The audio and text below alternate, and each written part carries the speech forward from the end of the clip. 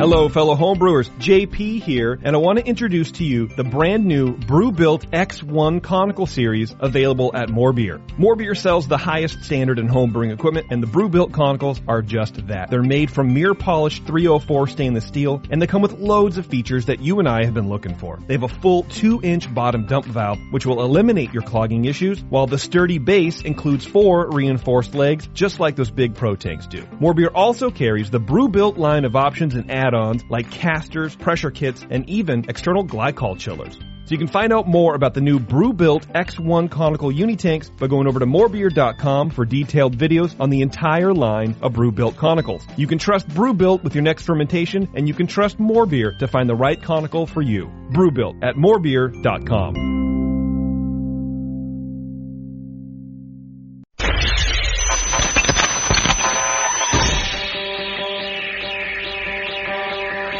Home brewers, craft brewers, beer lovers, beer drinkers. Get ready for an all-new experience in information exchange and beer culture.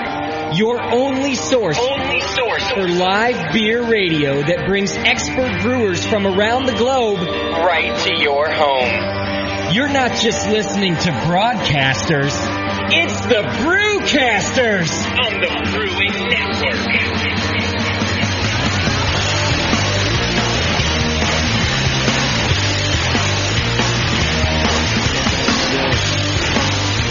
Yes, sir. It's Sunday, and you know the time for the Brewcaster Show. I got Johnny P. in the studio with me today. Hello. Of course, the great Dr. Scott hanging out. How y'all doing out there? Good to be back. And Daniela working the chat room for you guys hanging out today. How are you, Daniela? I'm doing just fine, thanks. How about you? I'm doing all right. Ready to do some show today. A couple of changes in the format here at the end. Yeah. Just a few. It was a bit of a surprise. Only a small scramble a couple hours before the show to put together a nice one for you. I do regret to inform you, if you have not seen my posts, I notified you all as soon as I knew as well. And the great Dan Gordon will not be with us today. He's actually really, really sick. 102-degree fever. But the cool thing is he even volunteered to maybe even still come down and do the show. That was the amazing thing. He called John. He's like, I'm really sorry. I'm really sick. I'll do it. I'll do it, man. I can't drive. I can't drive because I'm going to pass out. Yeah. But I'll do it. How can I get there? And it's like 50 miles away that he's coming. It's a long way. Plus, it was going to be a long show.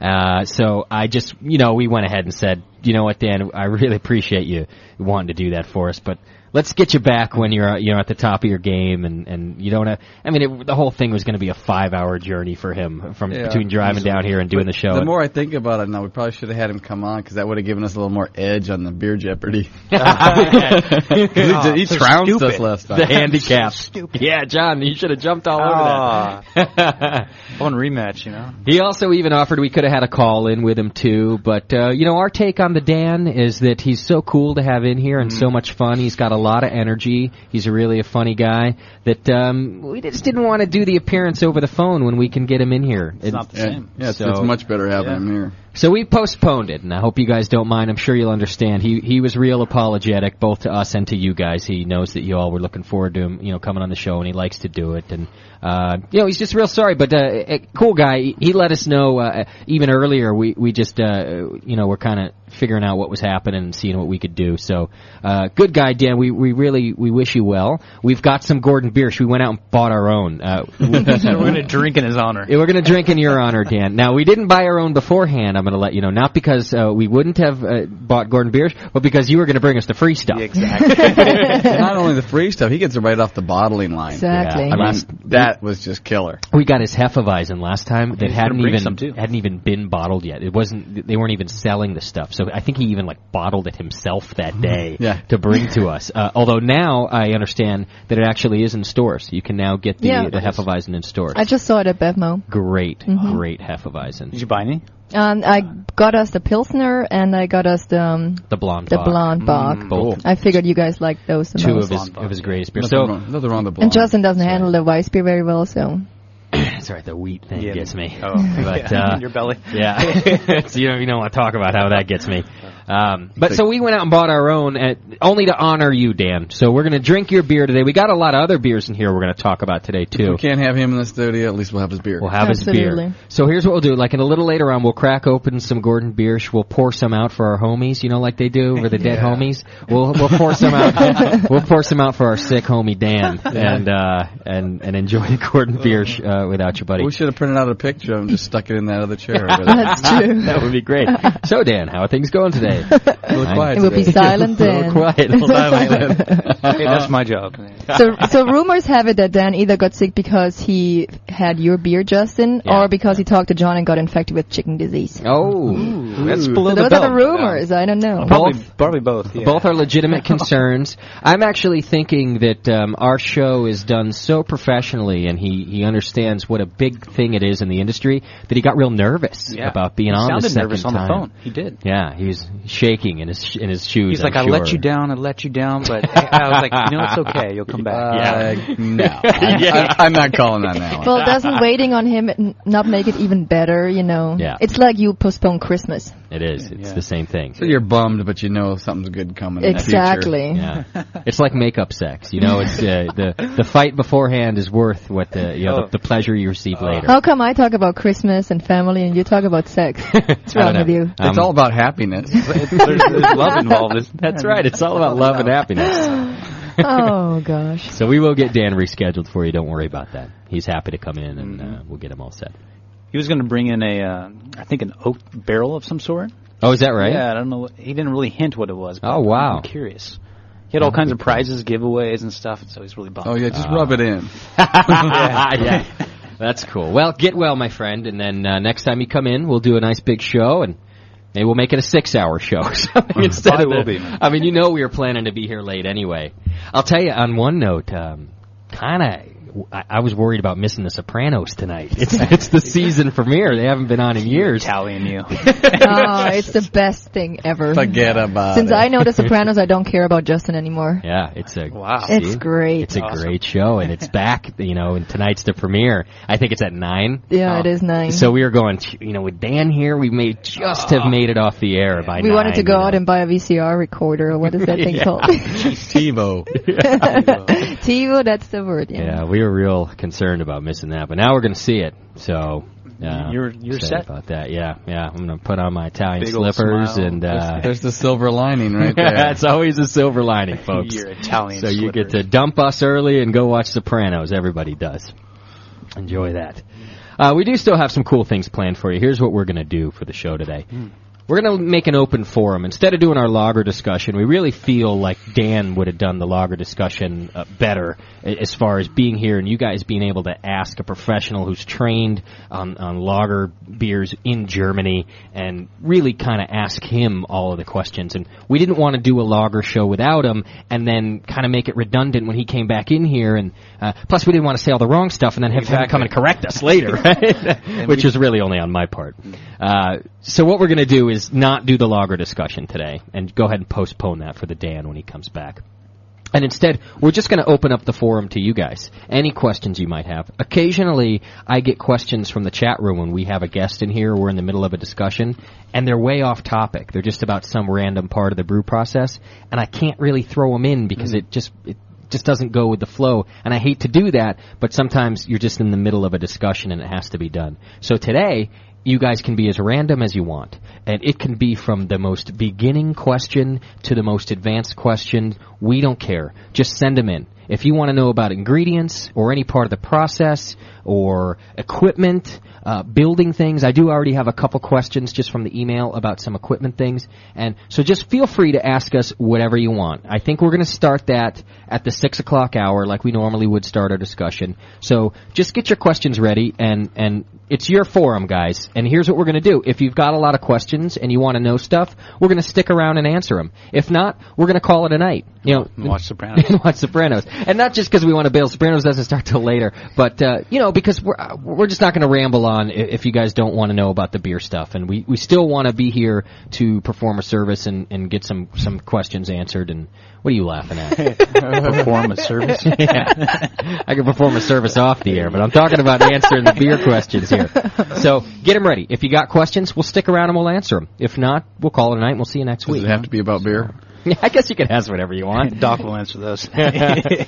So that's the deal today. Skype is working, folks, if you want to call in on Skype. I won't always be able to see the calls because I don't have the ringer, on. But Sounds we'll like have an endangered bird. Skyping, yeah. Skype. Yeah, we're going to Or watch out hip-hop for your name. Skype. I'll tell you what, Skype has just gone nuts since since we announced it last week. Danielle is just throwing things around in here. Angry.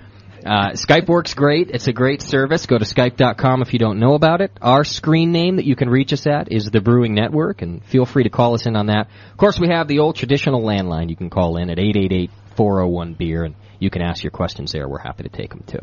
We do need some of you guys to call in because at 5:30 we're going to do Beer Jeopardy today. I had that all planned for Dan, and I figure no reason we shouldn't do that. Absolutely. We got Doc and John here. They'll play. We can take a Skype contestant, and we can take a phone contestant. So we can get two listeners playing for themselves this week, which is something we've never been able to do before. That's kind of what you wanted. I want two listeners. Without spending $5,000 on a new phone. It's exactly. I wanted to be able to take multiple callers and get them on the air. Now we can do that. So I'll announce that just before we take a break. We'll take one Skyper and one caller, and we'll do Beer Jeopardy at 5:30.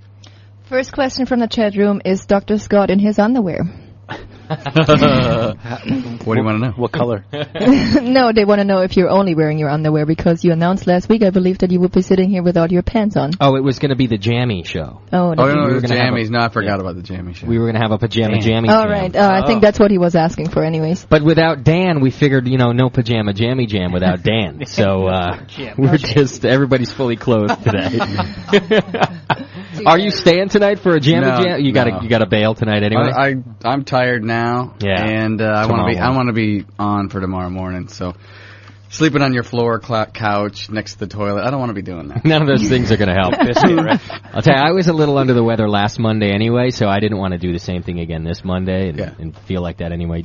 If you don't know Doc and John, of course, Doc's running the Jameel show for Jameel for the next 2 weeks, and John's going to be with him because Jameel's out of town in Europe. So tomorrow morning, they're doing the Wit show. And that's going to be at 10 a.m., and then 2 weeks from then, they're doing the Martzen Oktoberfest. Show. Two good shows for Doc to be involved in there, too. I'm going to listen. Yeah, I did. It just happened to be the two things that I like the most. So I have to do homework now to keep up with this guy. Keep up with the Doc, yeah. Let alone Jamil, but... Another question already. It's going nuts here. And this question is directed to Justin. Justin, how do we hook up our propane cylinder? That's funny. That's easy. Here's what you do. The first thing, you get lots of newspaper and other paper objects all around. You just hand tighten everything. Don't bother using a wrench on any of the fittings. Just hand tighten them. And then any leaks, if you smell propane, check with a... Just stuff paper all around the leak. Just wrap it in paper, and you'll be fine. I thought you'd check with a flame, like a lighter. Yeah, lighter. Go over everything with a lighter. You do, but not until you stuff it all with paper, because then you won't really get the full effect of being able to find it. And masking tape. And masking tape. So for everybody who missed that, this is how you did it, is that right? It's pretty close to how I set up my propane And you're tank. still alive. That's kind of surprising. He has no eyebrows, but yeah.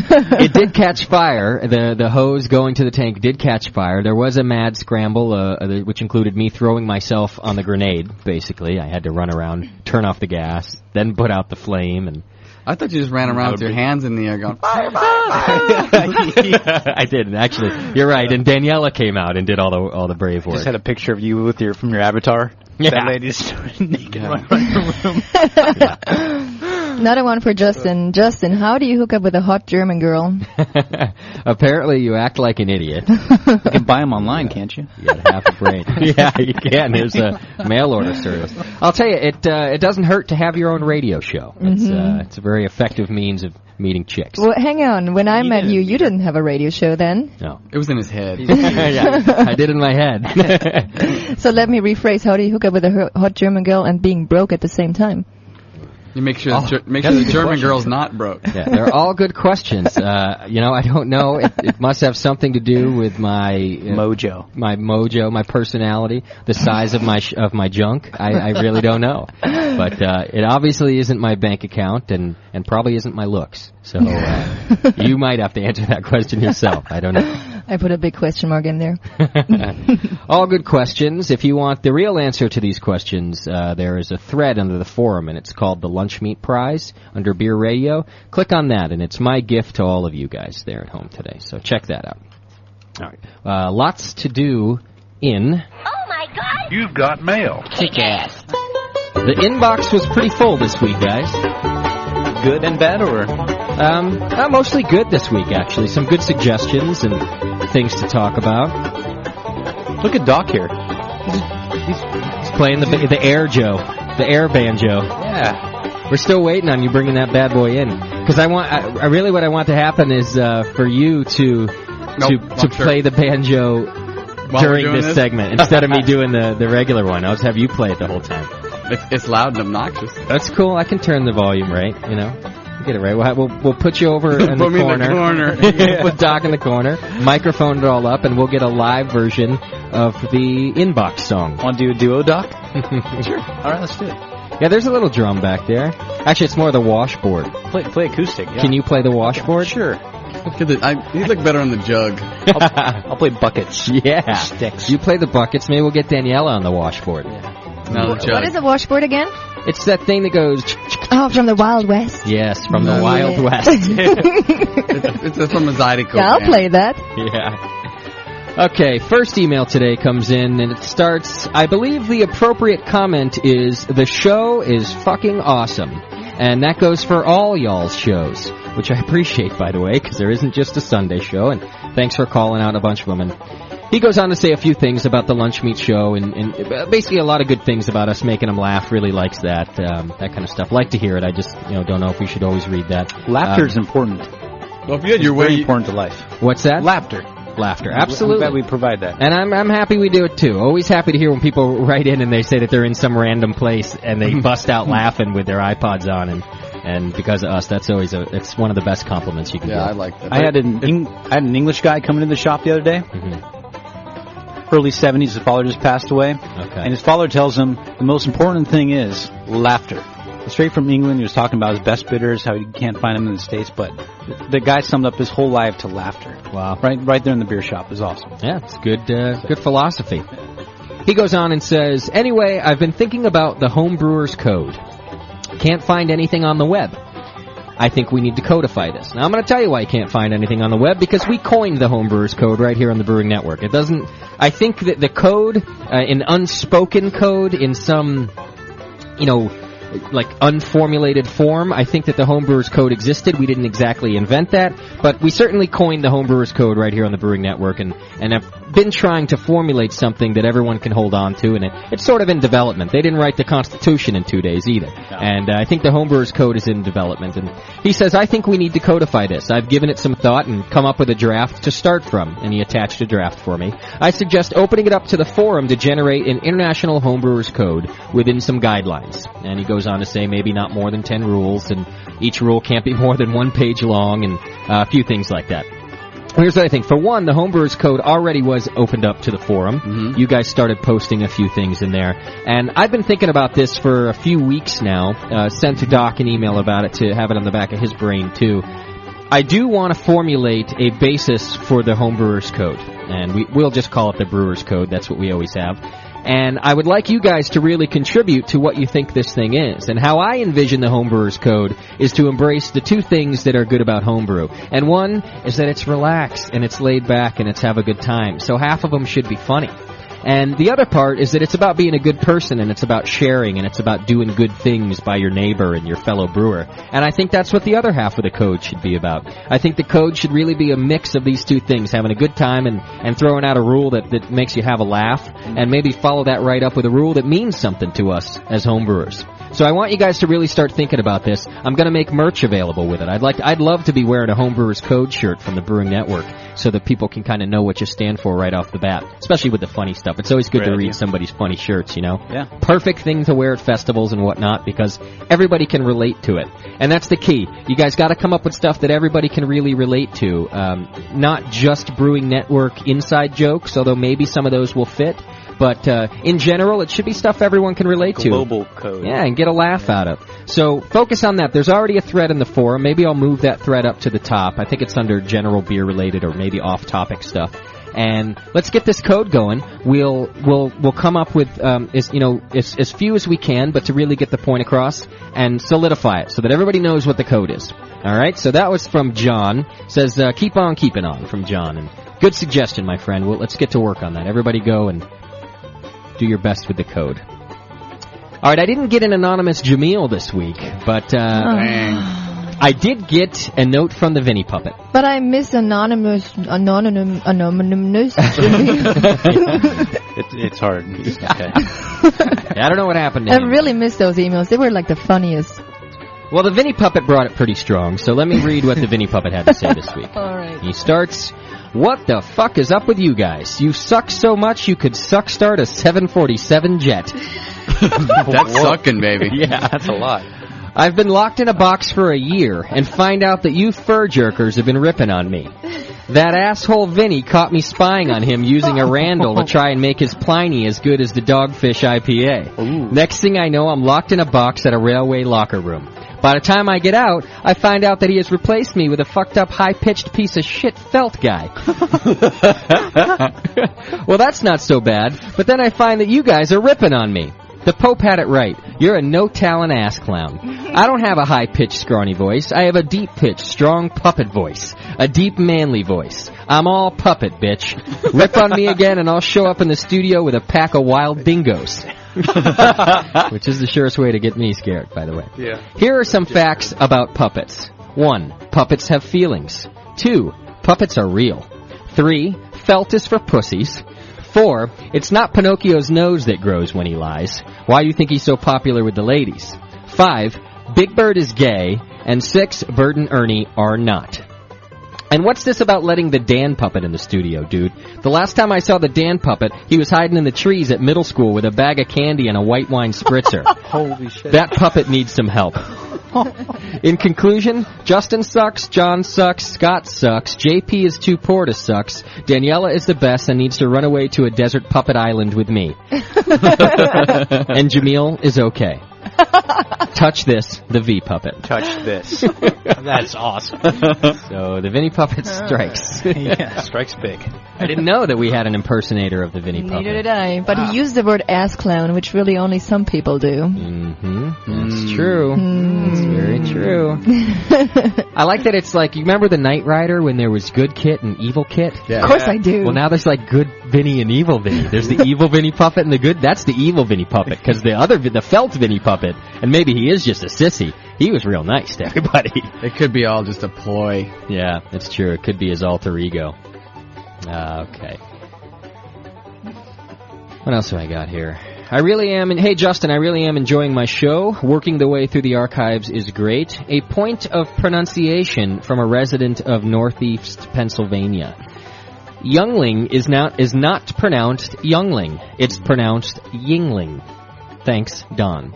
I appreciate the correction. He's from Pennsylvania. It's spelt Youngling, but I guess you're supposed to say Yingling, which sounds much more Asian to me. But Yingling. What are you going to do? Maybe he's right. Sounds like a panda. I don't know. I need some more consensus. Let me know if it's Yingling or Youngling, and I'll switch it. I don't care. I just read the words, right? What do I know? Here's a good one for you guys. Doc. Actually, You guys, Doc. You guys, Doc. No, it's for all of us. I thought it was for you, but plural. it is for all. It says, guys and Daniela, how about a discussion on how to build a stir plate? I've read some stuff online, but when people start talking about potentiometers, transmitters, and ohms, my brain starts hemorrhaging. It's not that I can't put one together, it's that nobody ever seems to agree on what parts are necessary. A specific parts list would be great. Please guide us in your infinite brewing knowledge. Thanks, Captain Kangaroo. There's a website available. If you go to onebeer.net, and email Eric at onebeer.net. He will help you build one. Correct. And if you also carefully look through our archives and go back to the Gadget Show, we had Eric Beer from onebeer.net in the studio talking to us about his stir plate. Unless we didn't have time to get to it that day. No, we did. We did get to it, right? Did we do stir plate? Yeah, I think we did. But he's built several of them, and he's not an electrical engineer either. But he'd figure out a way to do it on the cheap and pretty simply, and what works out, and it works great.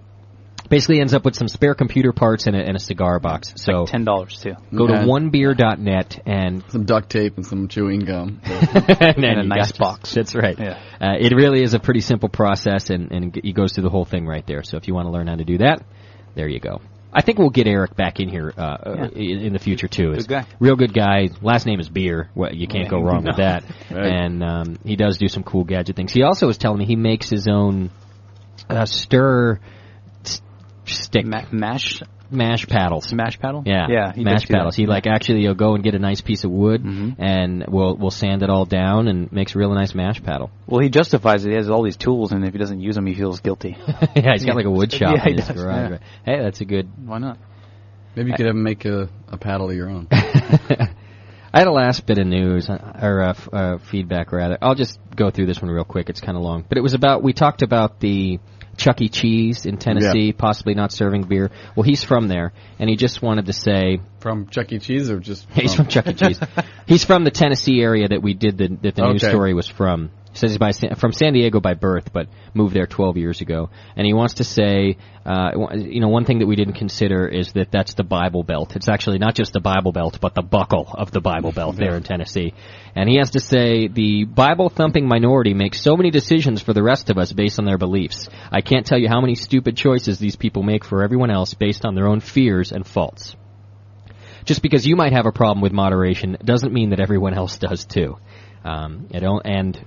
Let's see, he wholeheartedly agrees with the comment that to criminalize it only leads to bigger problems, which is definitely a stance that we took during that discussion. He says, think about all the things that we did as kids just because we weren't supposed to. I appreciate what you all are doing. Good work. Rob DeBear in Memphis, Tennessee. P.S. Daniela, you look very nice in the forum, and congrats to you on your second batch. Good luck. Oh, thank you. My second batch is ready, by the way. Yeah, we'll be kegging it. Yeah, you got to show me how to keg this thing. If the show stops early enough tonight, we'll keg it tonight. Is that it right there? Yeah. No, that one's mine. Okay. We've got 20 gallons of beer fermenting around here. Right on, man. Yeah, we went on a little roll for 2 weeks there. We were brewing quite a bit. And I wanted to brew again on Friday, but I just didn't get the chance.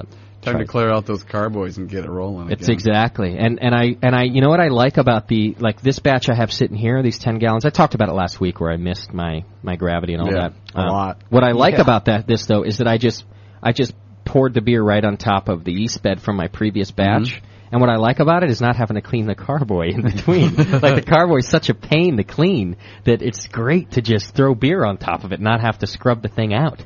I mean, I know it's not the cleanest process and that I'm going to have to be careful, but the batch that came out of those wasn't contaminated, so I figured it's okay to throw a new batch in there, and we'll see how this one comes out. If it's not contaminated, I might throw another batch in there. That'll keep you going round and round. Well, if you're clean enough, I mean, there's enough yeast to suppress, I'm sure, enough wild contamination, so yeah.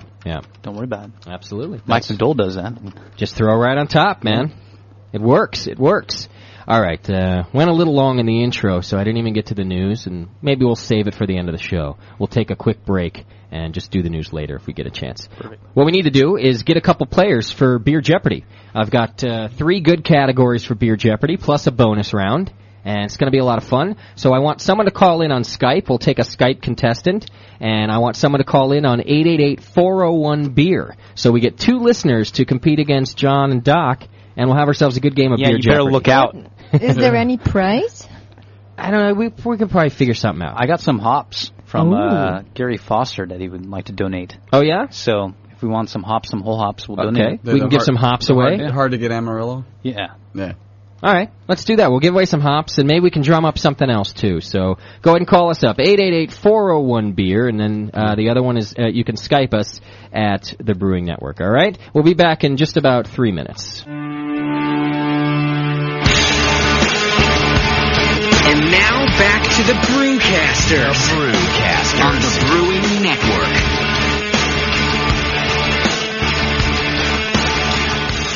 All right, you're back with the Brewcasters. Hang on just a sec. I got a couple of callers getting on here. Skype just went nuts at the break there. It's Skype crazy? Yeah, well, I just wasn't prepared for what would happen with all those callers. Skype went crazy. You bleeding? David, are you there? Yeah, I'm there. Can you hear me? Yeah, I gotcha. All right, hang on a second, all right, buddy? Oh. Nice. Caller, are you there? Yeah. All right, there we go. We got a caller, and we got a Skyper. All right.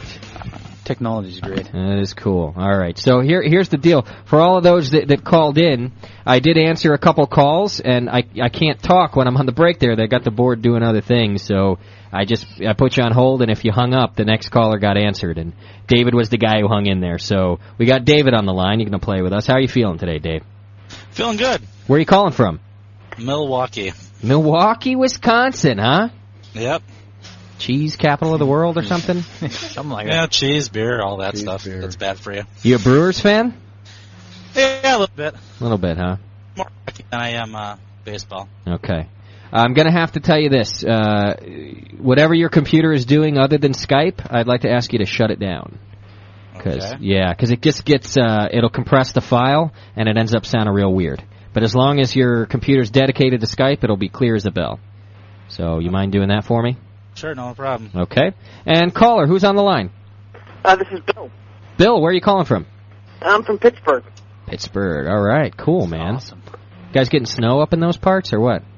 No, it was like 70 degrees today. It was nice. Oh, it's great. We actually got snow here last night. Did you guys know that? It snowed in Berkeley. That sucks. Yeah. California. And it looked like it snowed here this morning, too. Yeah. Like it here did? in Concord. It did. It snowed. The snow came down to 1,000 feet. I guess. hate it. That's why everybody's getting sick, too. It's very strange. Wow.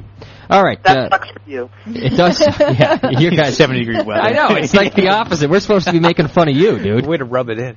That's funny. Yeah, exactly. It's my only chance. Yeah, go for it, man. All right. Have you two on the line there played Beer Jeopardy before?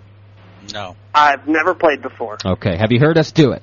Yes. I've heard it a couple times in the archives. Okay, cool. All right, so here's the deal. I'm going to give you the categories. You guys are going to have to say your name to chime in when you know the answer.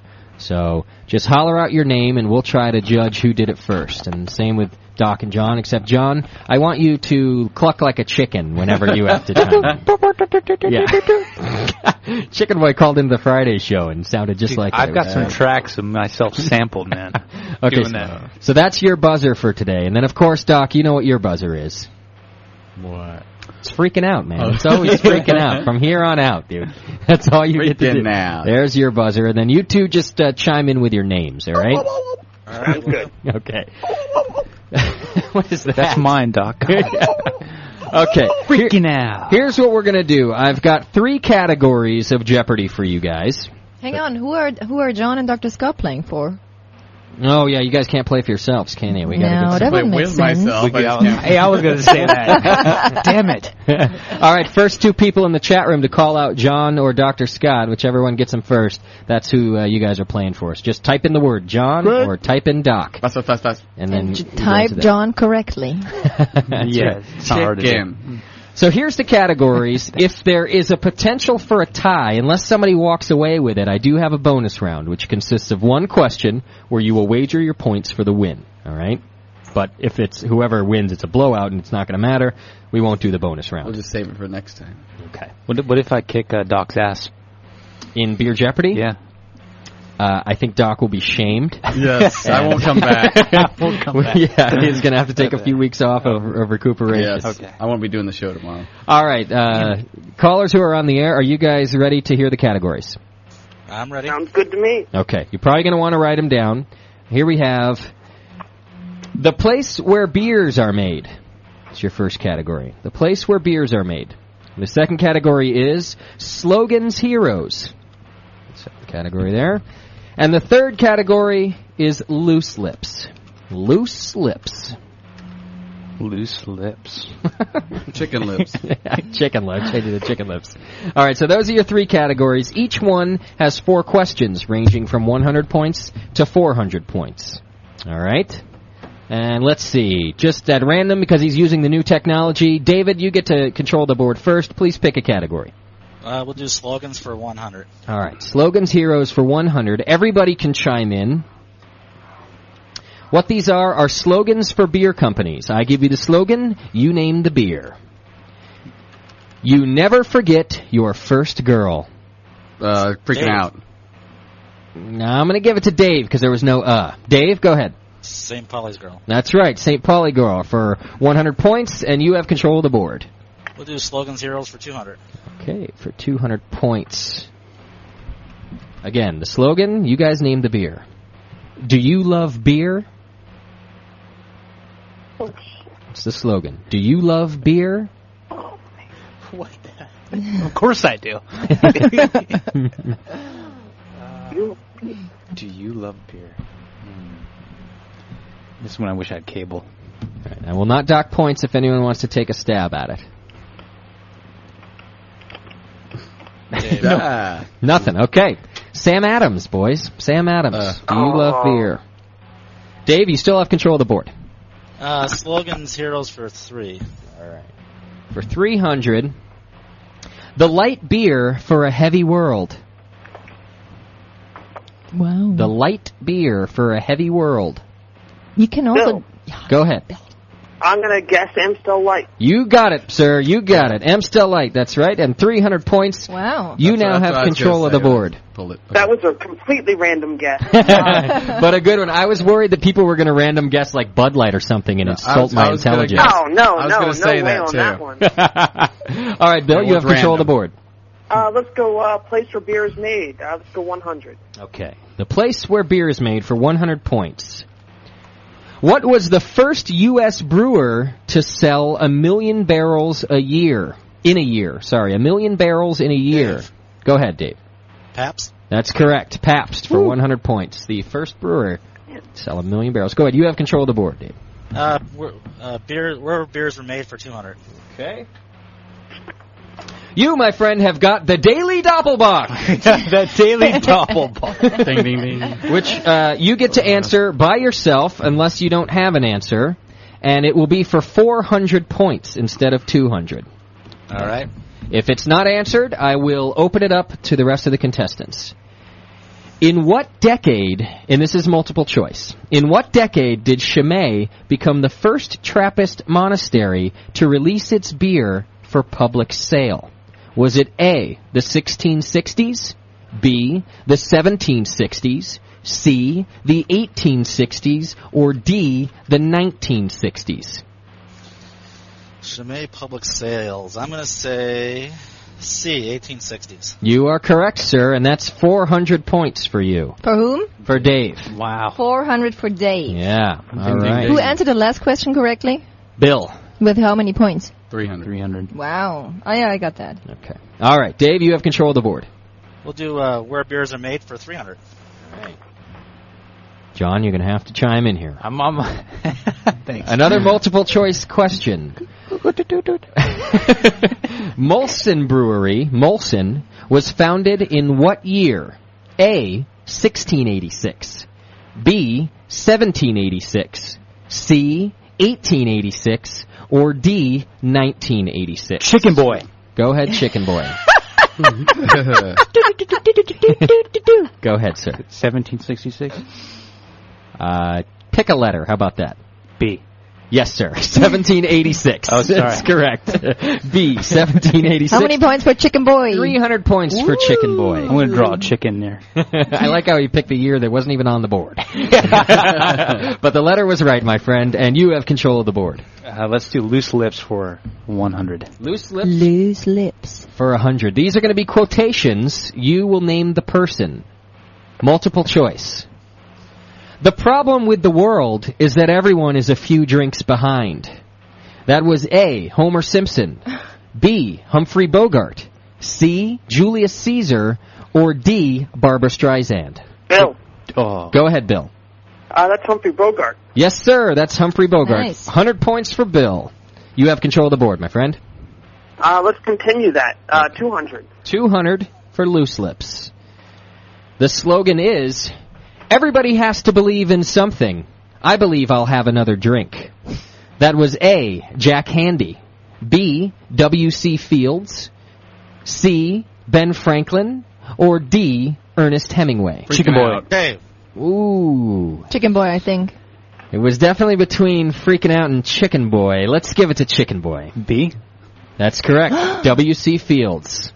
That's more than you have ever done before in Jeopardy. 200 points for Chicken Wow. Boy. A couple pints of beer. You guys want to know who has the lead currently? I got robbed. Dave. Let's get the scores. I got robbed twice. I got John with 500 here. Wow. Yeah. Okay. I got Dave with 500 here. Tie game.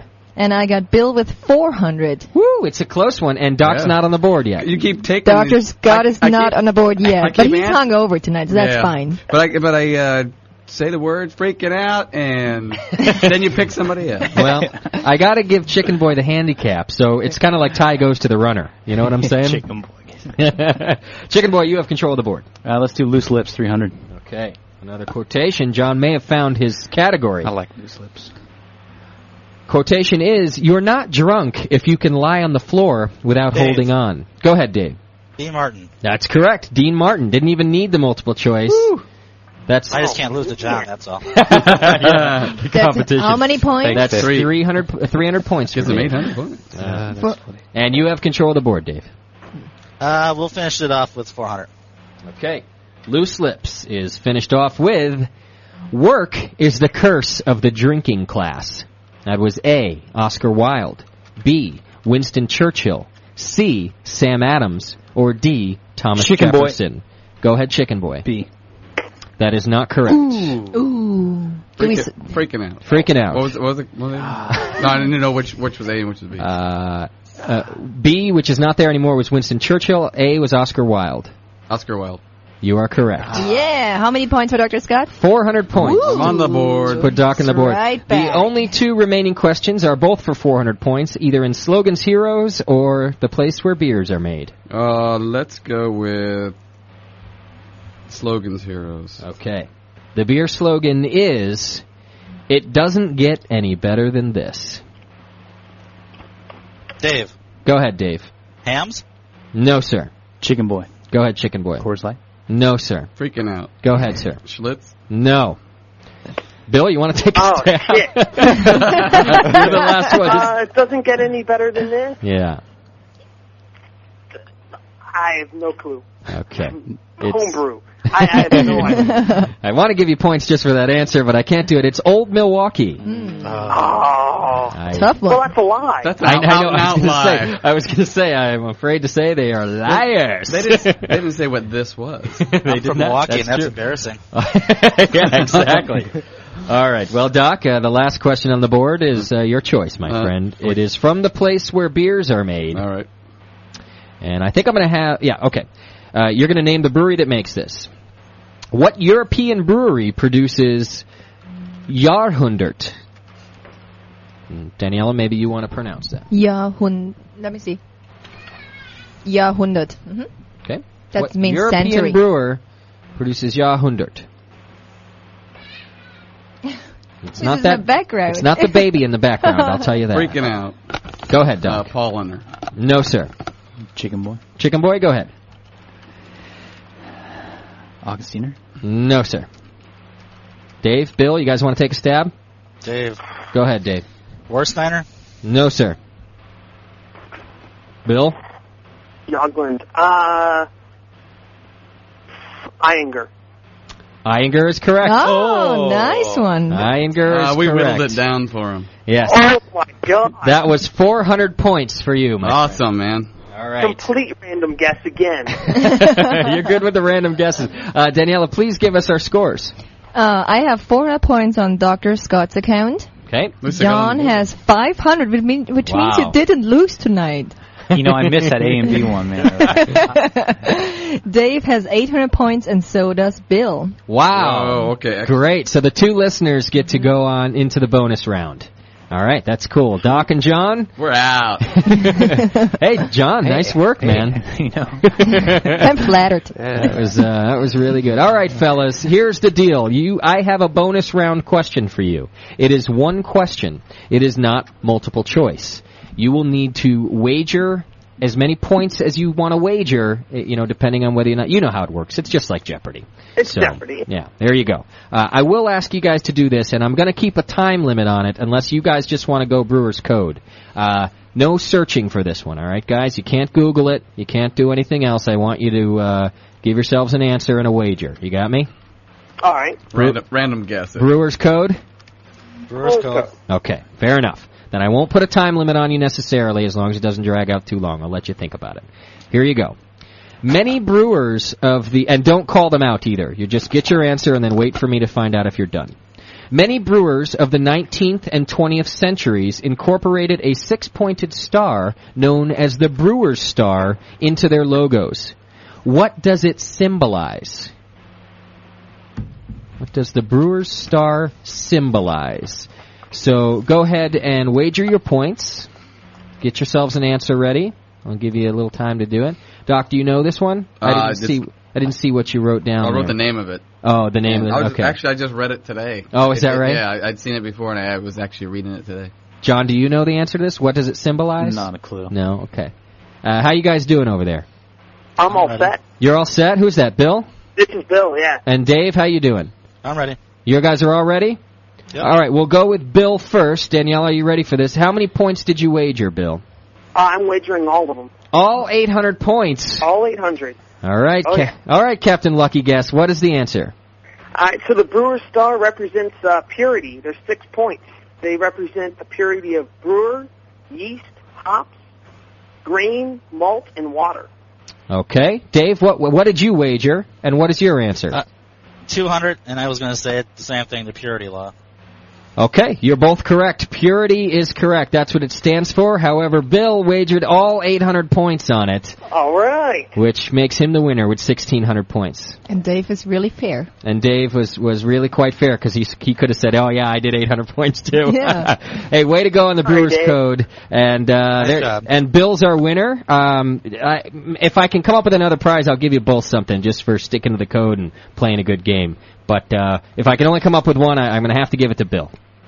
No problem. If you come up with another, when Dan Gordon comes in, I broke one of his glasses. If I can get another one, I'll pay for shipping you. Okay, I'll tell you what. I'll send you a Gordon Biersch glass. You got it.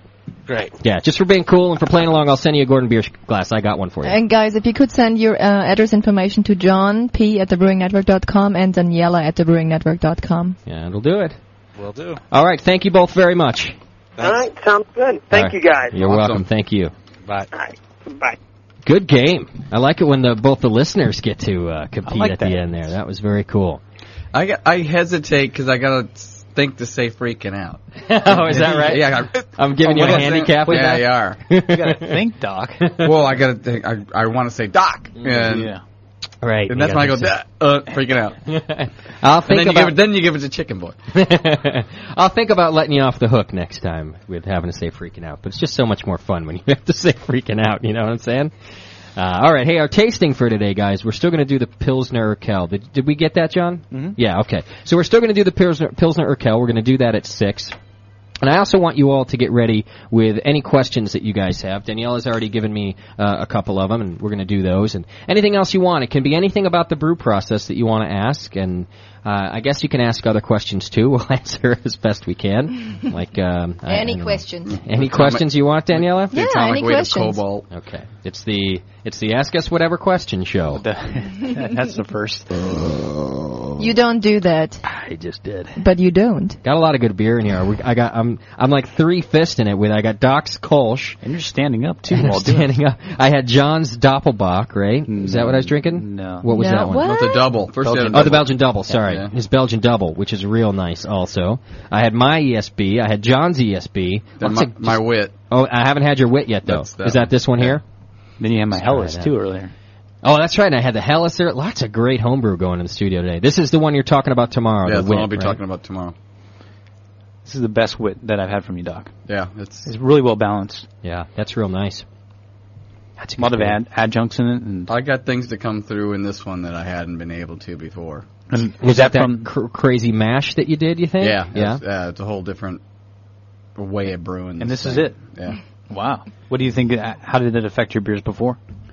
I was aiming like most people do. They're trying to shoot for a Hoegaarden almost, and trying to get these flavors to come through, and I couldn't get it. It would be a nice beer, but it wasn't what I was shooting for, and I just did a lot of research, and I really picked up some cool new brewing things, maybe understand more of the ingredients and how to work them. Nice. And to get what I wanted to out of it. And this one came through. I got the orange nose and the orange flavor to come through, a lot of the citrus. Yeah, there's a lot of that. Not just the coriander coming through. It's got basically orange flavor coming through, that kind of citrus, but it's not overpowering. It's not an orange beer. Yeah, it's really not. And then it's got some cool sour bitterness from the unmalted wheat to come through. It's not overly sour though at all. No, it's got a tang to it, and that's refreshing. Yeah. Well, if you want to know all about how to do that, tune in tomorrow at 10 for the Jameel Show, where Doc will be hosting and telling you about the whole process, the recipe, the whole bit. Yeah, I have a bunch of questions now, so thanks for bringing it, Doc. There's a lot of cool stuff. Hey, Oz, you're on the air, buddy. Oh. You were on the air. Oz, you there?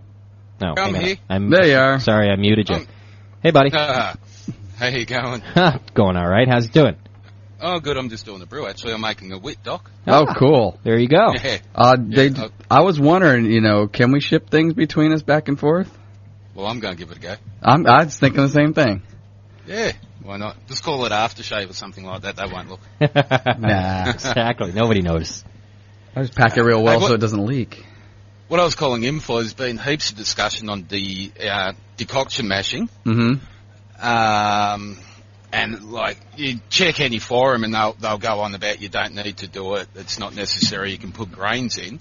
What I've noticed, though, is there's other things that happen when you do a decoction mash. The beer seems to come out a lot clearer. Fermentation starts quicker. The fermentation's a lot cleaner. The yeast cake down the bottom seems to be so clean when it's done. Is there something else happening as far as enzymes, or are we missing something here? No, I think more when you're boiling it, you're actually, you're helping breaking down, you break down more of the long chain carbohydrates by boiling it like that. And you're opening them up more, and then when you throw it back in the mash, you're giving the enzymes more to work with. And so it does help that one. Go ahead. The flavour profile, like they say, put a bit of melanoidin malt or something like that in there. But the difference between adding melanoidin malt and actually doing a decoction mash, I believe you can't get the same flavour profile. No, you can't. Adding the grain. You can get close, and I think what a lot of people they get turned off because it's a lot of work to do a decoction mash. And you're gonna usually burn some body parts at it too. The way I do it, I'll pull off. I've got a strainer, a big industrial type strainer, a cane shaped type one, and I'll pull some of the grain out. I've got a hard bottomed, solid bottom pressure cooker. Now I just take it in the kitchen, bring it up to the boil, add it back in, stir it in, and it's all done. Anyone that thinks that's hard to do, well, I don't know. I think it's pretty basic. You're just doing a single decoction? No, I'll do three, and I find that if I do a single or a double or a triple, a single one's going to give me a slight raise in efficiency, a double's going to give me a bit more, and a triple's going to give a hell of a lot more. So the more decoctions, the better. It seems to be a linear thing. Yeah, it is. That's where by bringing it up, you're really breaking down the longer chain starches and making them available when you throw them back into the mash. So the more work part is just having to do the extra water boiling and bringing it down? Well, you pull it out of the main mash, you take it to a separate place, you bring it up to whatever the saccharification temperature you want. At that point, leave it there a little bit, and then shoot it up to boiling, and then throw it back in. So, Oz, you're not using the mash that comes out and then heating that up and putting it back on top. You're using new water every time?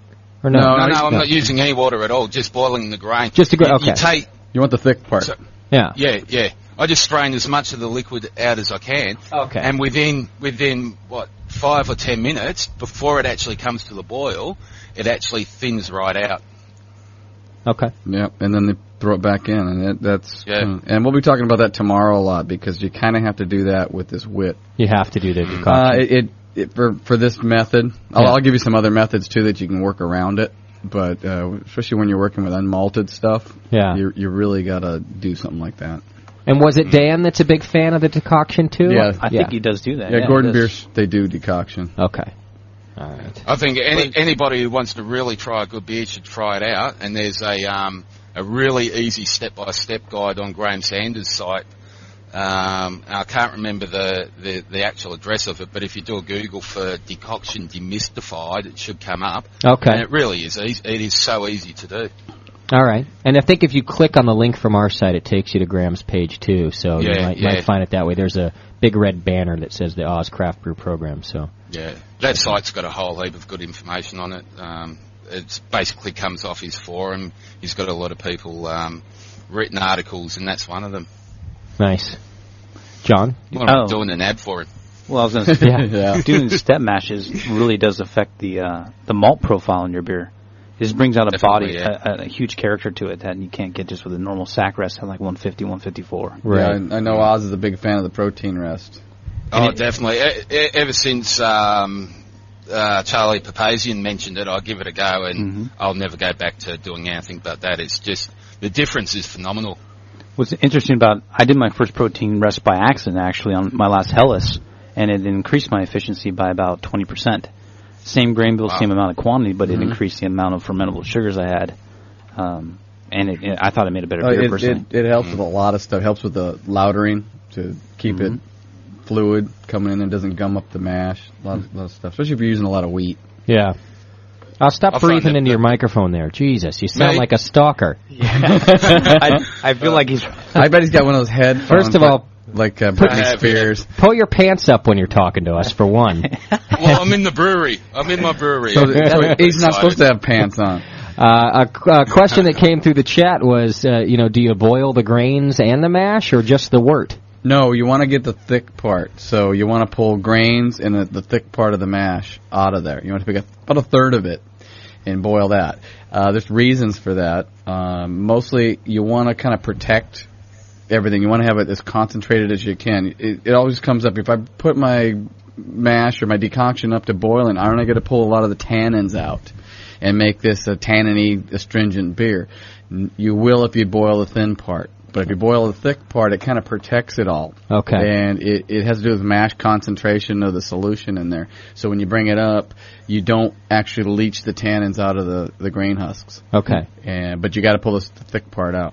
So how do you go about just pulling the thick part out? Yeah. Well, Oz said it. He uses a big strainer.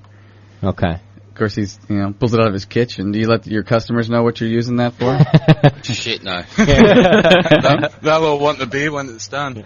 Not when he's doing his crack, and not when he's doing his beer. He doesn't let them know either way. Yeah, I'm using your stuff. Yeah. Yeah. Okay. I think too with the thickness of it as well. I read somewhere that there's a lot of the enzymes are actually in the liquid once you start to mash in, and not so much in the grain. So boiling the liquid's going to kill off some of those enzymes. Right. And you don't really want to do that, but you're only pulling a third out of it. It doesn't take that many enzymes to really work the mash. So it's pull the thick part, strain it out if you can. Don't try to stir it a lot so you don't burn it on the bottom of the pot. Yeah. Or use a double boiler if you have to. I find once it's come to the boil, there's no sort of it's not as thick anymore, so there's less chance of scorching anyway. It does. It liquefies it even more, and that's what actually pulls the polysaccharides out of there and the long chain starches. Excellent. Loosens them all up, so then you throw it back in there and let the enzymes go to work. All right, I got a ton of questions to get to here that are coming through. So if you want more on the decoction mash, tune in tomorrow because Doc's going to be describing his process with the wit on the Jamil Show at 10 a.m. So you get a little more out of it then too. I have tons of questions for Doc too. So okay, yeah. Thanks, Oz.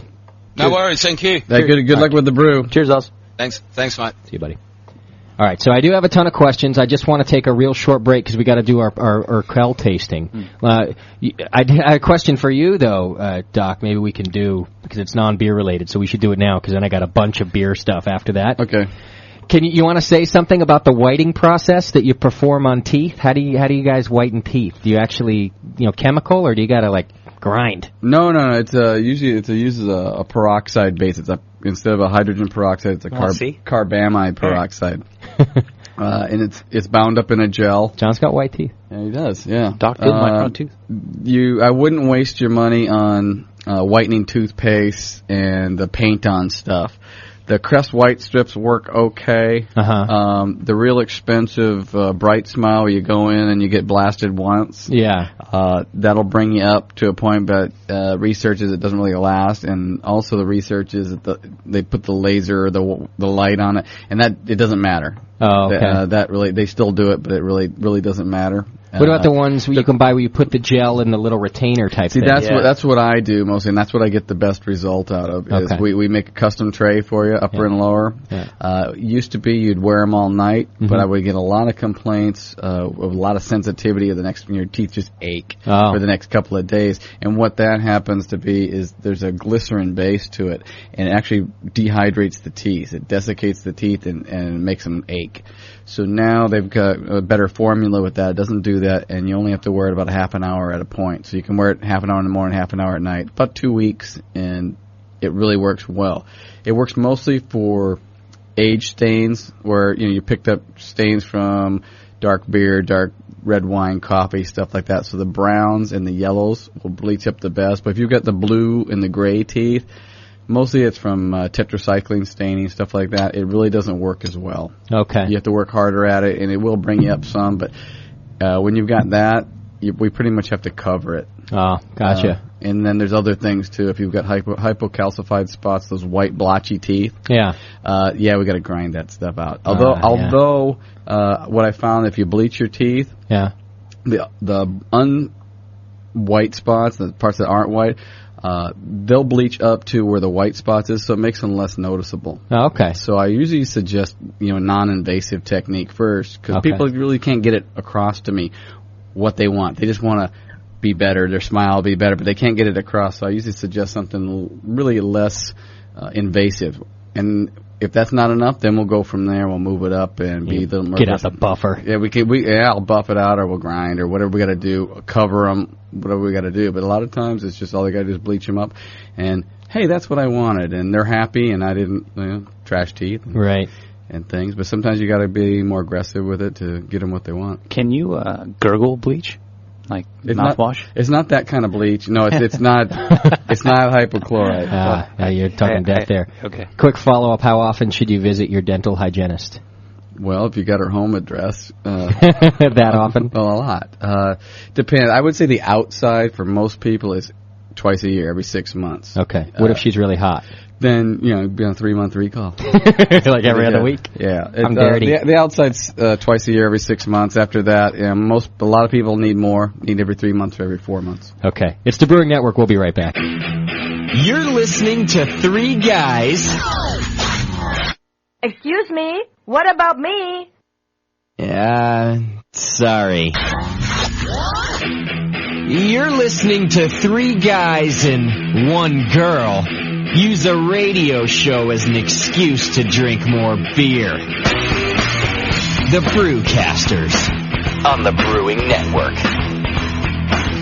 Yeah, welcome back. It's the Sunday show, and we are the Brewcasters, answering random questions today and helping the world have brighter smiles. Isn't that right, Doc? Oh, yeah. It's the all-information show. That's right. I do have tons of questions about beer here, too, so if you don't want to hear the other stuff... I got a lot in my brain. I can spill it out. Yeah, we'll do whatever. All right. Right now, though, we do have to do our tasting. I'm not sure if you guys went out and got your Pilsner Urquell for the tasting. We might even do this again when we do rebook the Dan, because we wanted him to taste... with us and describe it with us, the original and most popular Pilsner ever. So we might do it again, but for us, we'll do it here too, because these guys, John and Doc, are both big on the Pilsners also. I like yellow beer. A good. I like yellow beer. You like it.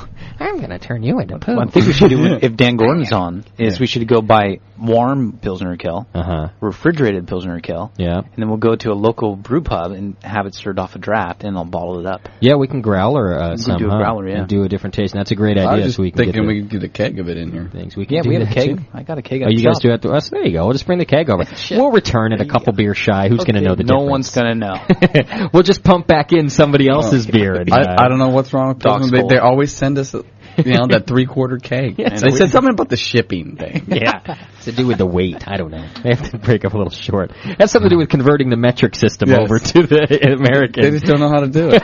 Yeah. So, all right. So we've got our Pilsner Urquells here, and we've got it out of the green bottle, their most famous green bottle. And you all know we've discussed before some of the problems that happen with these beers. Right. So we'll try not to be too redundant, but we'll talk about it just the same. And so already you all know some of the problems that a green bottle is going to present, not blocking out the light. And this is the big bottle. It's a 20, 22, 21 ouncer? 1.63 ounces. No, 1.6 pints. 1 pint, 6.3 fluid ounces. Okay, yeah, it's a big bottle. Yeah. This is not as skunky as a Heineken is. Correct. But it is skunky. It does have a skunky there. Just a little bit. Yeah, because what's interesting is that you get that real nice noble hop flavor aroma coming out of it too. That I think makes it a lot less skunky than a Heineken. Because a Heineken you don't have that real nice noble hop aroma too. You just got a little skunk. Well, Heineken's it's lighter in color, everything. It doesn't have the malt like this either. I mean, this is SRM around a 6-7 probably. Oh, okay. And so it's not as light. It's got a lot of malt to back it up. Mm-hmm. I know the IBUs on this are about 45. No. Yeah, 40, 45. Really? Yeah, they're big. Okay. But it's so well balanced. It's got Yeah. a lot. Just the malt comes through first, and then the hops just take it over. It's so well balanced. Yeah, I don't have trouble believing that IBU, especially right off the first smell that I took of it, the aroma. Well, it's a relatively sweet beer, so I mean it's And they do a decoction. They do a long boil, especially with a Pilsner like this. I think 90 minutes or 2 hour boil. What's interesting is that skunkiness goes away as you just let it breathe a little bit. Yeah. It's just gone. We'll get out of there. It was pretty slight to begin with, but if you can find it, on draft, it's nice. But try to go to a place that can move it kind of fast. Higher end bar. The low end bars that sell a lot of Bud and things like that, they got Pilsner Urquell on tap, and you know what? It just doesn't move, and you can get an old keg. If you ever tasted an old keg, you know it. Okay. Is there that corn flavor out of this beer? The DMS? Yeah. You got to get some of that because it's a Pilsner malt. Okay. It's probably in all lagers. Okay. That use Pilsner malt. There's some hint of it. All right. It's not a bad thing. It's a different thing than adding corn to it. It's a different kind of to it. But this is definitely a decoction mash. You're going to get... You can't do this exactly without that. You can get close, but you're not going to get the subtleties out of this one without that. Yeah. It's got a lot of malt backbone to this thing. It's pretty simple beer. A lot of... Pilsner malt and a lot of boiling. Maybe a hint of Munich. I don't even think it's got that in there. Really? But I think the decoction does that to give you that. And if you're not going to do a decoction, throwing a little Munich in there would probably get you close. It's like a little slight grainy edge to it. Yeah. But it's got the malt to back up that many IBUs on it. I think it really does. The ABV is what, 5? It doesn't even say on the bottle. 5.5% is my guess. Okay. It's probably in that round. Where on your palate are you tasting the beer most? I think it's a really overall balanced beer. Mm-hmm. I'm getting more in the back of my tongue near the end. Do you get like a crisp finish at all? Very. It's sweet at front, and then it just kind of very crisp. It's easy drinking beer. And the aftertaste, I think, slowly moves toward the side. It goes from that back where you're tasting it, and then as it waits around a while, it slowly moves out toward the sides of your tongue, the back of your palate there, which is a whole different part of what you can taste and sense too. And when you smell it, you can smell DMS in there. It's a kind of a sweet corn. It's subtle, but it's there. Yeah. I like that sound with you near the glass. You should do all your shows from the bottom of a glass. I smell the corn. This is Doc from the bottom of a glass. I smell the corn, Luke. I am your brewer. Yeah. Father. All right. Well, let's wrap it up because you know what? I'm getting through just a ton of questions, which is what we were hoping for. Let's work them. Okay. And we might have to kind of rapid fire these too. So let's try to keep the answers short and sweet, get to the point, and move on to a few of the other ones. How about that? I don't know what this one is getting at, but it just goes flaked barley, Carafoam. Carafoam. It's German. Carafoam or both? Depends on the beer. Okay. What do you use them for to start? I use Carafoam in like a light lager. Okay. I mean, I think you'll get the same head retention that you will with flake barley. They're all head retention things? Yeah, but you'll get you'll get a malty creaminess from a flaked wheat or a flaked barley. Okay. Carapils is mostly head retention. That really nice, thick, creamy head. It gives you a little body in there. And the Carafoam, I've only seen it over the last 6 months or so. Oh, okay. I've tried it on a beer, and I usually try to add some Carapils anyway. Mm-hmm. So Chris and John told me, hey, try the Carafoam. It's new for us, and it's been out there a while, but it's kind of a newer thing. Flaked barley, it's more of a raw kind of flavor. It'll give you a little bit more flavor rather than just, and it does kind of boost the whole body of the beer too. Okay. And like John said, it depends on the beer, because you don't put flaked barley in just everything. You can almost put Carapils or Carafoam in almost anything. Yeah, you wouldn't do it in like a Pilsner or Kilklin or something. Yeah. When you are sparging, at what gravity should you stop the sparge? About 10-10, something like that. Usually, you leave behind some sugars, which you want. Right. You gotta deal with how much water you're gonna push through the mash. Another thing is, as it thins out, the pH is going to go up. The mash keeps the buffers and everything in the mash is going to keep the pH down, which keeps the tannins out of your beer. And that's why we always say you need to acidify your sparge water. If you got tap water that's 9, which a lot of them are, it's fine at first, but as it starts thinning out, it overtakes the mash and the pH goes up. So if you already acidify it down, 5.5, 5.6, doesn't matter how thin you're going to go, because the pH doesn't go up so much. But if you oversparge still. So about 10-10 is usually where people stop.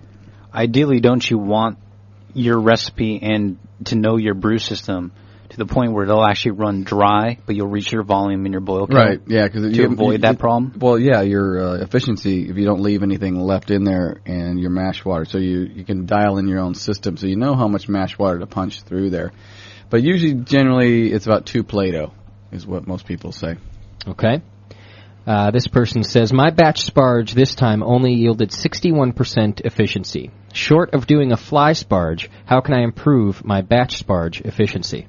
When you put it in there, do your normal rest for a while. Let it drain out.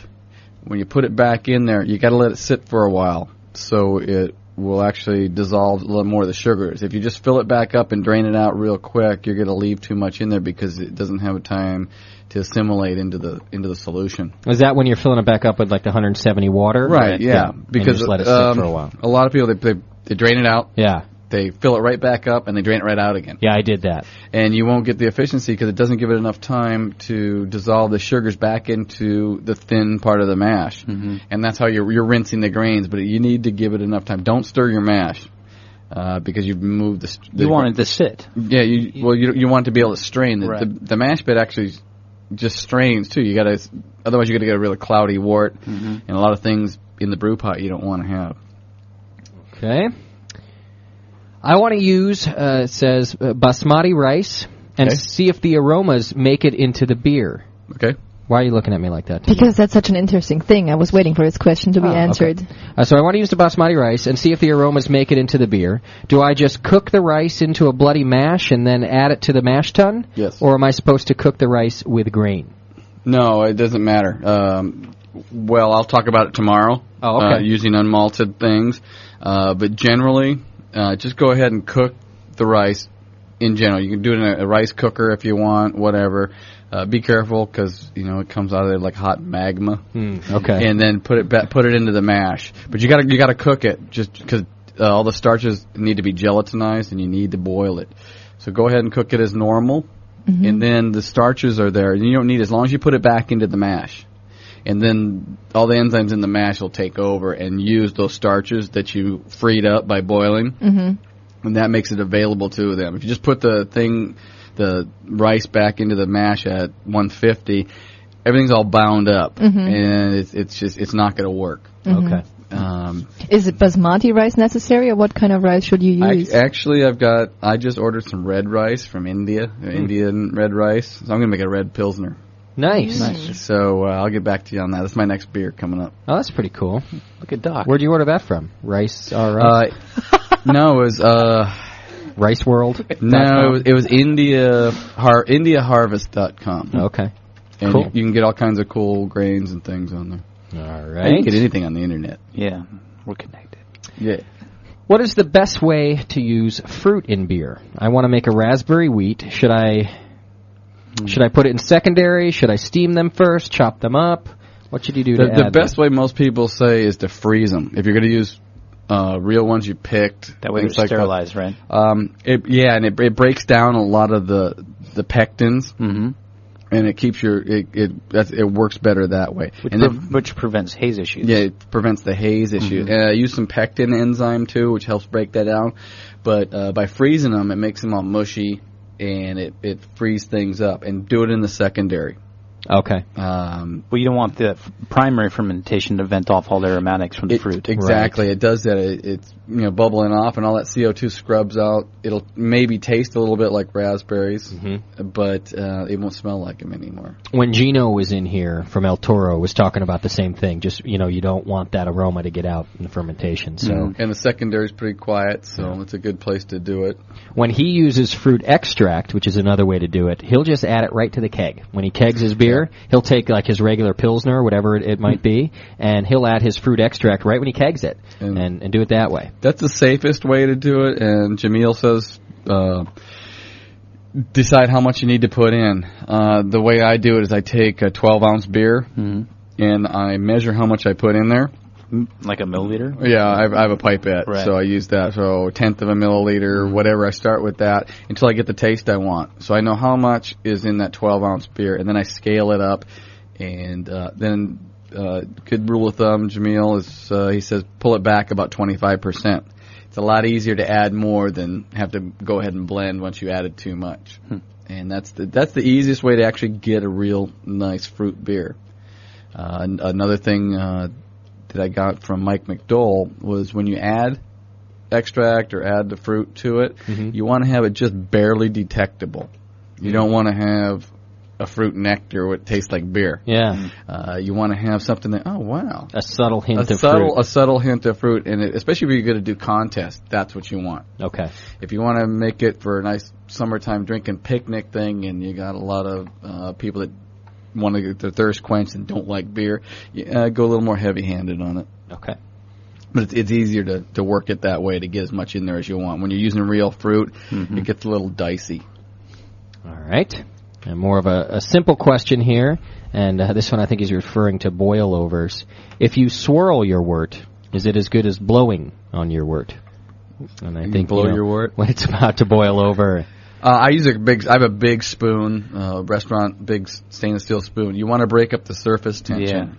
Yeah. Okay. And you can do it a lot of different ways. Some people throw in a few hop pellets, and that breaks the surface tension. Spraying water on it does the same thing. Right. Turning your heat down. Turning the heat down. Except that's not immediate. You still got that little foam thing coming over it. If you want to keep it in the kettle, you got to do something. Blow on it and turn it off. A lot of guys in the brew club have electronic temperature thermometers with an alarm on it. So they put it in there, and when they set it like 210. And when that goes off, then they start watching their pot. Okay. Smart. Yeah. And so it doesn't blow off. If you can get... One thing I've noticed, if you have a converted kettle that has a smaller opening on the top rather than a kettle that has straight sides, you're more likely to boil over. Yeah, I almost get a boil over every time since I started with the converted keg. Yeah, because it does have the two sides. You can try some foam control in it if you really have a big issue. I've been okay so Wheat far. beers have a tendency because they've got more proteins. Okay. They thicken up on the surface. I like the spray bottle with some cold water in it. In fact, you can just kind of spray some right people throw in some ice there. Cubes, but the spray bottle probably works the best. Spray bottle's cool because you're not changing the temperature at all of the boil. So not that one ice cube's going to necessarily do it either. Yeah. You're just changing you're just hitting the bubbles. the foam coming up. It's quicker than blowing on it too. So just throw in probably 5 or 6 hot pellets. Yeah. Don't throw in a handful because you will have a boil over. Yeah, right. Just throw in 5 or 6, and that'll break it up a little bit, and it won't do it as much. That's a good idea. Especially also because if you take a few deep breaths and blow on it, you're likely to pass out and fall right in. I get a little lightheaded when I have to do that. Oh, and the biggest thing is just watch it, because it never boils over when you're watching. As soon as you turn your back, wait till that protein break. You'll know. Once it starts to boil a little bit, then you're good to go. Mm-hmm. This question is for me, and of course it has nothing to do with beer. Just want to know when I'm going to Connecticut. Yeah. It's a guy called Trans. Very scary. No, actually he wants to know when we're going to the East Coast. I think he's from Pennsylvania. I don't know. Soon. I think it's possible in April because my brother's wife is shooting out Little Animal. So a little animal. Might have to go look at that thing. Yeah. And they go, oh, how cute. And then we're going to go on our East Coast trip. Are you going to Florida? Or in June? To the Nationals? Yeah. Yes. Oh, good. Yeah, we are. Sorry. I'm a little confused. No, we are. We're totally going to that, which is, I guess, it's also the East Coast, but it's hard for me to consider it the East Coast because it's like down in the tropics. It's such a different East Coast than I'm used to having come from Connecticut. To me, East Coast is cold and green. Right. And not whereas humid and hot. Not humid and blue water. It's a totally different thing. But we're going to try to do both. We're going to go to Connecticut, I think, in April, and then of course we're going to do our best to go to Nationals. Okay. Is PA so far away from Connecticut? Nah. We're not driving there, if that's what you mean, but it's not really far away. But Trans wants to see you. Meet him in the middle. Yeah, Trans can drive Meet him in the middle. Drive to Connecticut. That's fine by me. There's even an airport there. It's amazing. No. I thought they closed that. Yeah. What is the optimal temp for Y Yeast 1084, Johnny P? 1084. I just thought I'd throw that. I came well, through thanks. it. I have no idea what 1084 is, so I have no answer for that question. I'm going to direct you to yeast.com. No, what's 1084? I don't know which one that is. Yeah. I know most of the white yeast. You can maybe clarify the question, and they might have an answer for what kind of yeast it is. And another one that we may not know here because we're not manufacturers of these things. What are the differences in manufacturing of Carapils and crystal malt? And are the Carapils, and as the Carapils are added maltodextrins, is it essential to mash it? And since Carapils are adding maltodextrins, is it essential to do a mash with Carapils? Carapils does the same thing that maltodextrin does. There's maltodextrin powder and Carapils do the same thing. They're body enhancers for the beer. It's really hard to dissolve maltodextrin. It takes a while. You might want to boil that, right? Yeah, you might. It's good for extract brewers to add mouthfeel or adds mouthfeel. You're probably better off having a separate pot with some hot water, stir and stir and stir until it dissolves, and then add it into the boil kettle. Otherwise, it goes to the bottom, and you have some issues with it. With Carapils, you're going to get more out of it if you mash it, but you're not going to get fermentables out of it. If you're an extract brewer, can you steep it? Yes, you can. Okay. You'll probably get a better job of getting things out of it by mashing it, but yeah, I've steeped it before and it works fine. Okay. But it's a body but mouthfeel it's unfermentable though. Yeah, pretty much. Okay. We've got a caller here. Hey, Bub, you on the air? Yo. Hey, buddy, what's happening? Hey, I was wondering, when I'm using, when I'm making cider, should I use a champagne yeast or should I actually get a cider yeast for that? That depends on how dry you want it, and I found that champagne yeast will really dry everything out quite a bit, almost to the point where it just tastes too dry. You don't get what you want. If you want a little bit of sweetness in it, you can experiment with that, or split the batch and do one with a champagne yeast and one with a cider yeast, and maybe blend. Most cider guys will blend. Okay. A little both? Just to get where they want. What kind of, is it an apple cider? Yes. Yeah. There's a lot has to do with apple cider. It's the blend of the apples. Do you have access to that? To like orchards or guys that grow apples? Yeah, there's an orchard just down the road. And if he can mix some apples, do some research on what apples he has. Some apples are more acidic, some are more sweet. Some will make you go to hell. And a lot of times they'll blend it for you when they mash it. They'll when they squish it, they'll do that for you. But we're going to hell. Yes, you are. Jay, that was awesome. It's not my story. I'm just relating it to you guys, in case you haven't heard. I've heard. But I think you'll find that champagne yeast will dry it out way too much.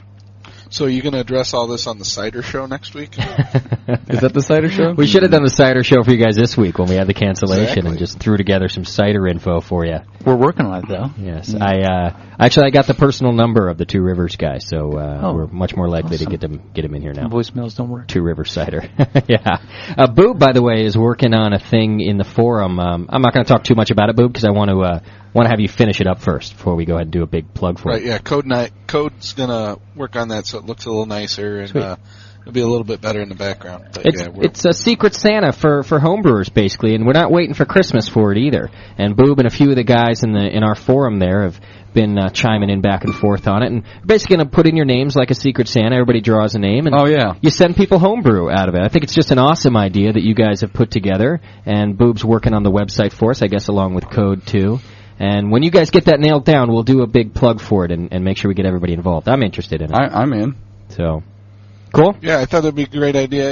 It's one of the, it is kind of a network in more than one way, Yeah, absolutely. Not only is it a radio-esque network, we can actually network with each other and which is a cool thing. Great point. Yeah. You guys have just been real cool about that, especially now that I can at least watch it happen with Skype. It's a little more visible. Once everybody got in Skype, I can see you guys all chiming in there and, hey, I was Skyping this person and talking to that person. And it really is a network. It's very cool, as well as the forum, of course. Yeah, and the naked webcams are really nice, too. Those are always fun. You can't go wrong with a little naked webcam. All right, Boob, thanks a lot. Just keep me up to date, and we'll do a plug. All right, no problem. Thanks. See you, buddy. No, you can go way wrong with a naked webcam. Yeah, I guess you can. It does get ugly. It's wireless, too. What specialty grain can I use to increase the mouthfeel of my beer? Carapils. Or Carafoam, too. Yeah, okay. Talk about that. Yeah, about 10% can work wonders. Okay. You got to up or down. How are you using it? Okay. It doesn't give any fermentables, but it does thicken up the mouthfeel. Maybe even a little flaked oats, small percentage, 5% maybe. Okay. It depends on the beer. Mm-hmm. All right. Does yeast choice make much difference in the head retention in general? No, I think you fermentation does. Yeah, but I think you're going to get most of that from the grain bill. Okay. Yeah. If you want a little more head retention, what I've always used is a little bit of wheat malt. Okay. Just maybe even 3, 4, 5%. Okay. Because you don't want the wheat to come through in a lot of beers, but if you want to have more head retention, the wheat really can pull it through. And it's pretty mild flavor, so it doesn't overpower anything at 2 or 3 or 4%. Yeah, it's more mouthfeel and actual flavor than it is what you see with the whitehead, But were you saying, can you kill your head retention in the fermentation? Well, I think that some yeasts ferment more sugars than others, so I think you might have more alcohol present, which might kill head retention. Of course, okay. So, yeah, that'll do it, or if it takes out too many of the long-chain dextrins that help do that. All right. I like this question. I'm skipping ahead to this one. Because he likes that one. Yeah. I read that you can use Beano to make a low-carb beer. Yes, you can. Oh, you guys both know about that? Oh, yeah. That's no myth, huh? No. What's the deal with that? It's an amylase. Pretty much zero it out, right? No, not necessarily, but it breaks down. It's another enzyme, and it helps break down some of the longer chain guys so the yeast can eat them. So would you do just like a regular recipe, but then add some Beano to it to reduce the carbs? Is that right? You want to put it in the primer. You don't want to boil it because it kills the enzymes. Oh, okay. So grind them up. What's it, about 5 tablets in 5 gallons, something like that. Okay. And it'll get your gravity down farther. You need to overcompensate for the mouthfeel that you're going to lose. Right. So put some Carapils in there. Okay. And boost that part up because it won't mess with that. What about the flavor? Yeah, very dry. It dries things out quite a bit. But that's just like, okay, so that's just by fermenting out to a lower gravity. But does it actually add any of its own flavors? No. No, nothing. No, basically it's an enzyme. Okay.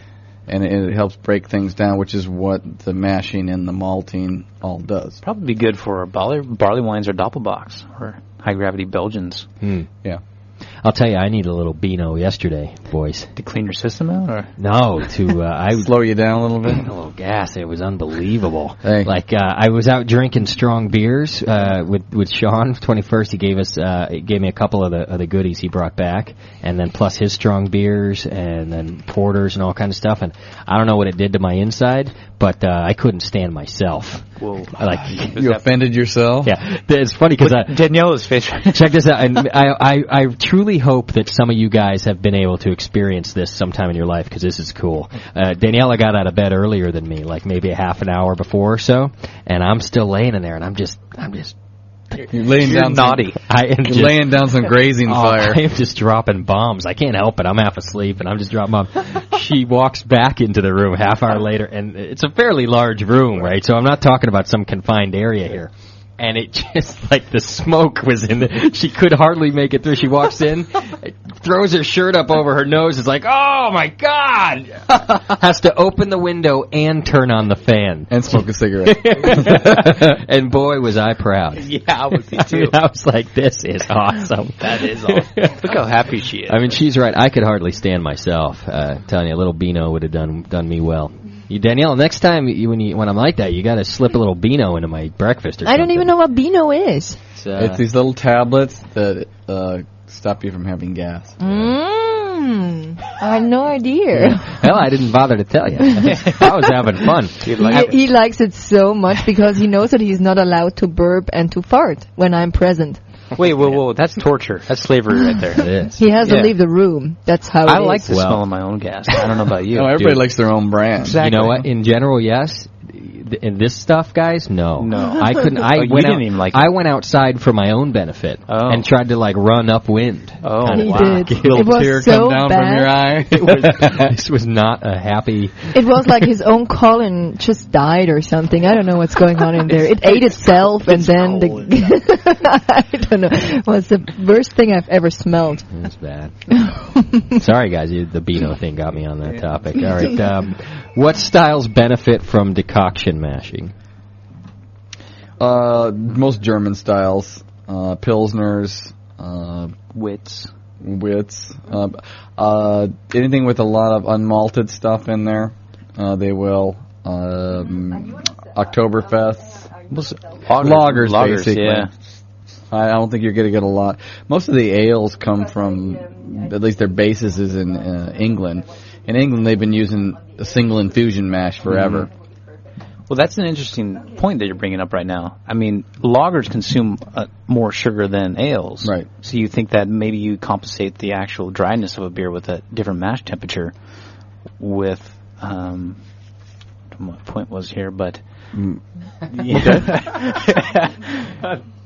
I know that lagers consume the sugar raffinose, and they'll consume more, so they'll be a drier beer. Right. And I know that if you do a decoction mash, you'll get a maltier beer. But ales, on the other hand, tend to be a little bit more maltier and more mouthfeel than a lager strain because they don't ferment out as much sugar. So, never mind. I don't know. Do you do a protein rest on a Weizen? I do. Yeah? Yeah. It Why? What's a protein rest? Let's start with that. Okay, protein rest is enzyme rest at 122 rather than your saccharification rests, which are in the 40s and 50s. You use a protein rest to use those enzymes to help break up the long-chain proteins. It helps a lot with the lautering. If you have a wheat beer with 40, 50, 60% wheat, you're going to have a problem with not only that it doesn't have enough husks in there, it gets really gummy. If you let the temperature drop a little bit into the low 50s of your mash or lower than that, you're going to have issues with it not straining out, and your efficiency goes down, and you have a little trouble with the runoff. Okay. So it actually helps get the gumminess out of there with a wheat beer. Okay. Because wheat has so much more protein than barley, and you need to compensate for that. And a protein rest works really well for that. And what's the temperature of the protein 122. rest? 122. Isn't there a range, though? 122 to... Yeah, there's always a range. Like 10, 15 degrees? Yeah, there's about 10 degrees in there, but just shoot for 122. Okay. And how long would you leave it there? 15 minutes, 20 minutes is fine. If you go 30 minutes, that's cool too. I wouldn't do an hour at there. There's no point. So 15 minutes, 20 minutes, something like that, that'll work out real well. Okay. Cool. Caller, you're on the air.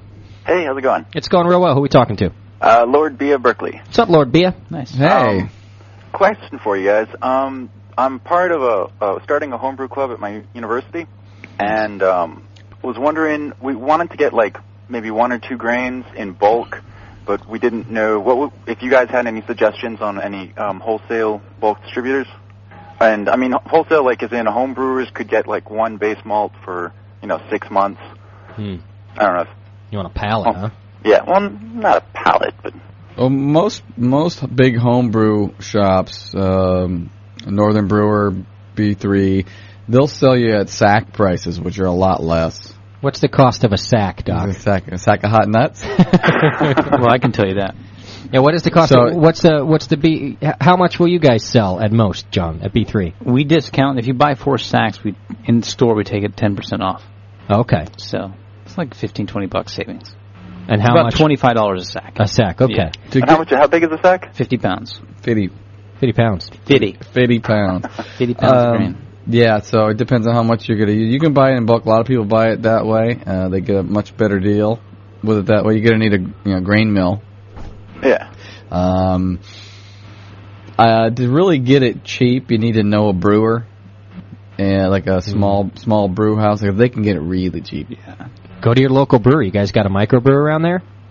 Yeah, but the guy close by likes to push his beer, which is understandable. But if he knew that the homebrew scene really pushes his beer anyway, and if he alienates you guys, he's a homo. It is not helping him any. Because you're not going to go drink his beer. You can badmouth it to 2 of your friends who badmouth it to 2 more, and pretty soon, he's a dick. And or you can badmouth it here and do it like 1,000 people at once. At once, yeah. So it's go be friendly with him, and maybe he can help you out. Maybe talk about it like a sponsorship, where he'll give it to you at his price. That might be a way to do it. Oh, that'd be cool. Yeah, buddy up to him, and you try to talk to him. And, your guys are coming up, and you got some guys that maybe want to go into the professional side of it, and it's a non-profit thing, and maybe he can give it to you at his price. Hey, and that's a great idea. They can get it a lot cheaper. Especially because you're a university, It's not like you're just some jerk down the road. Yeah. It's. I think people tend to support students a little more because for some reason they think you guys have potential, but they then look at me. I don't know what the hell they're thinking. Yeah, I don't know what's going on there. Or call B3 and tell them how much you love the show and see if Johnny will cut you a deal. Sure. Oh, sweet. All right. Sweet.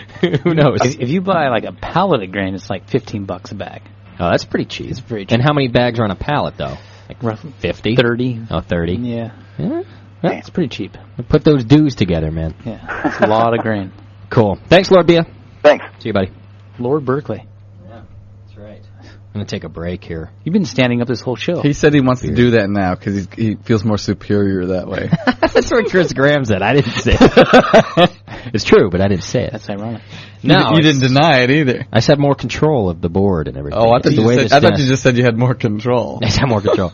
Well, I'll tell you, there's actual chairs that you know what the problem is? I started working at that radio station out there, and I'm working in like $1 million studio. They got everything there is just awesome. It's great, and I love our studio. We got a nice studio here too. Yeah. But let's face it, we're not CBS. Okay, so no. And anyway, theirs is built much the same way. At least I built the desk right in the sense that it's supposed to be high and it gives you better control over it. But what they have is these real nice chairs that are up high also. So I went looking into that because now I'm all spoiled over in that studio. I'm like, I want the nice high chair, and they're like $200. And like, guess what? I'm not going to spend $200 on a chair when I can just stand. Yeah, just hang out right here. We build you a platform for your chair. Yeah, there we go. I did a little platform over here. So anyway, yeah, that's the deal with me standing. Nobody else gets to see it. You guys just get to make fun of me. How about a quick question, and we'll take a break because I need a refill, and I got a few more questions to get to. We'll take a pee, and we'll wrap it up and try to get out of here by 7:30 or so. Does the protein rest do the same as decoction? No. Totally different things, right? Yeah. Okay, there you go. Good enough. No. Next. I have a question. I have a question for Doc. Does decoction brewing start at the acid rest, like 95? Yeah, 100? you start low. Okay. Yeah, well, nobody does an acid rest anymore. You don't really need to do that. But it starts at the protein rest. That's a good place to start. Okay. Start at 122. Get one at one point, and then pull it off.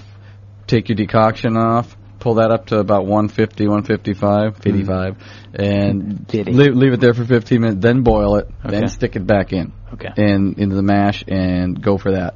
Then do your sack rest. Yep. It's the Brewing Network. We'll be right back. And now, back to three guys with absolutely nothing better to do.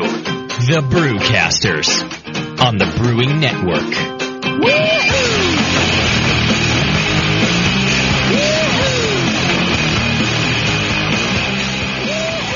It's a homebrew party on the Brewing Network, hanging out and talking beer.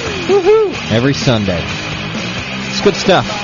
I'm going to wrap things up, though. I got a few questions here from the chat, and then I think we're going to try to get out of here, because, we can. Yeah, why not? We got the Dan rescheduled, and we've answered a bunch of questions, so we're going to go, and I think probably keg Daniela's beer, drink some beer, and then watch The Sopranos. But not drink mine yet. No, we're just going to keg it. Can we play Stump Dog and John?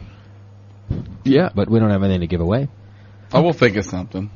All right, yeah, we'll play Stump. So go ahead, do your Stump, Doc, and John. It's going to be a duo. You don't get to pick them. I thought you said Stump Dog. We're on the same team. I thought I was out of this one. Okay. No, it's you and I, Doug. Stump the dog. Okay, a few questions. Why is it not a good idea to clean, not sanitize, my fermenters with OxyClean? If I know OxyClean has bleach, right? I just read that one, and there was an ingredient in it, and I don't really remember them saying it was not a good idea. Well, if there's bleach in it, it'll pot stainless. So, but you can do limited chlorine on stainless all you want. Oh, okay. And I got a lot to talk about with that on the sanitation show, which is next week, about the bad effects of the chlorine on the stainless, and there's ways around it. Okay. Is this a serious question, Daniela? Which one? Not a serious question. Well, there's somebody who had a question about how to whirlpool. Okay. All right, that's fine. I just was making sure because I can answer it, which makes me think it's not a serious question. Well, no, it's Big Chooch, and I think he just started brewing as well. Cool. So. Then that's fair enough. I just occasionally when I can give the answer to the question, I think it's not it's a false question. Which pretty much is the case, yeah. So the question is, what is a whirlpool, and how the hell do you get it to work for you? So, whirlpool is what you do at the end of your boil, and you can do it. I just learned how to do it actually myself because when you do a partial boil on your stove and you only have 3 gallons and you dump all of that concentrated wort into your fermenter, there's no need for you to do a whirlpool. You could technically whirlpool and then siphon off the wort, but you're going to leave so much of that good stuff behind that you really don't want to do it with a partial boil. But with a big boil... Yeah, if you don't have a spigot or if you're going to dump it, there's no point. There's no point. If you've got a siphon or a valve, right, then it's cool. It's using the laws of physics to your advantage to get a clean beer, and that's all it is. So you do basically what you want to do is when you have a spigot at the bottom of your kettle, like Doc is saying, is you want to leave behind as much of the trub and the cold break and the hot break. Well, you're getting cold break too. Yeah, if you're doing an immersion chiller, you're getting cold break in there too, and basically you want to leave as much of the junk behind as you possibly can. And a whirlpool helps you to do that by making all of those particles settle in the middle of your kettle. So a couple of things I actually just learned. The big brewers, of course, they have a much bigger kettle. When they do their whirlpool, which is essentially just what it sounds like, you get your wort in there, you take your spoon, and you just really get it spinning while the wort's still hot so that it's still going to sanitize, and no big deal. And you give it as good of a whirlpool as you can get going, and then you leave it alone. And you just wait for it to stop and let all of those particles settle out in the middle of the kettle. Big brewers will actually do that for like 15 to 30 minutes. They'll let that, once they get the whirlpools, they'll actually get the whirlpool started for take about 15 to 20 minutes just getting it started, and then let it sit for half an hour after that to just really settle out of there. Of course, it depends on their on their kettle and who the brewer is, but because they're so big, they'll really let it settle out, and that's okay for you to do too. What you want is it to really settle out. That's a good point, though. You do want it to settle out. That's Don't the key. want to rush that. That's exactly the key. The first time I did it, I rushed it, and it was completely a waste. What I did was put all those particles into solution. Because if you don't wait for the whirlpool to finish, you're doing the opposite of what you're trying to do. If you've ever stirred your cup of tea that has tea leaves in it, you'll notice that they all go to the middle. Right. And that's the same principle. It all goes to the middle, and then your spigot's clear. Yeah, and it settles into a cone in the middle, and then you can take it off. If you're going to just dump the whole thing, there's no point. Because you're dumping it all anyway. Yeah. But if you're going to take it out of the spigot, now on mine, because it's a converted keg, it has that concave bottom, so it's pretty cool because it will all sit in the middle of that, and then my spigot's a good 2 inches above that even. So I do leave some work behind, but I also leave behind all that junk. In John's case, he's got your regular flat-bottomed kettle, just like it's not a converted keg, it's a regular kettle. He's actually had mounted a diverter plate, which is about an inch or so away from the spigot. Yeah, it takes up half the circumference. So there's a welded steel frame in front of it. So it looks like a little fence. That's exactly what it's a little stainless steel fence, so that when he does his whirlpool and everything sits in the middle, he's not drawing from the whirlpool at all. He's drawing from behind that little fence. Yeah. I still think you can do a whirlpool without that too. Just take your stainless steel spoon or a spoon of some sort, whirlpool it for get it like a tornado. Yeah. Walk away for 30 minutes, 45 minutes, come back, and it'll all be a cone. Right. You don't even need a divert plate. I have a pump, and that's what I use. I have a whirlpool built into the boil kettle. Nice. So it pulls it through the pump, pushes it back in, and spins it. Okay.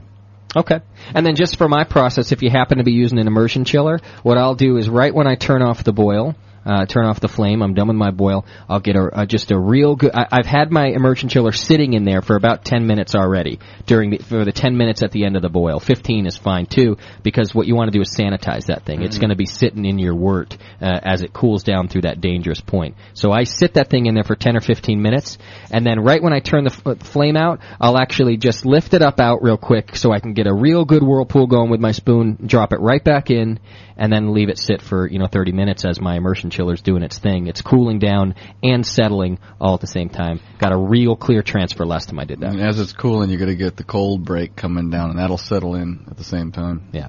The key here, like John said, is make sure you wait for it. Otherwise, you're defeating the purpose. Go have a beer, take a break. Relax, have a home brew. Watch The Sopranos. I just received an update on The Sopranos because it was aired on the East Coast already. They didn't tell you what happened, did they? No, but they told me that it was really lame for like 40 minutes and then something major. And we're talking here, major happens. Wow. So don't walk away. Wow. I'm so excited. I could see you watching it for 40 minutes, but this is lame. And you go outside and have a cigarette, well, and then the cool thing happens. I would do that with anything, but not with The Sopranos. Not The Sopranos. I respect my religion. Wow. Okay. She's a keeper there, Jay. That's right.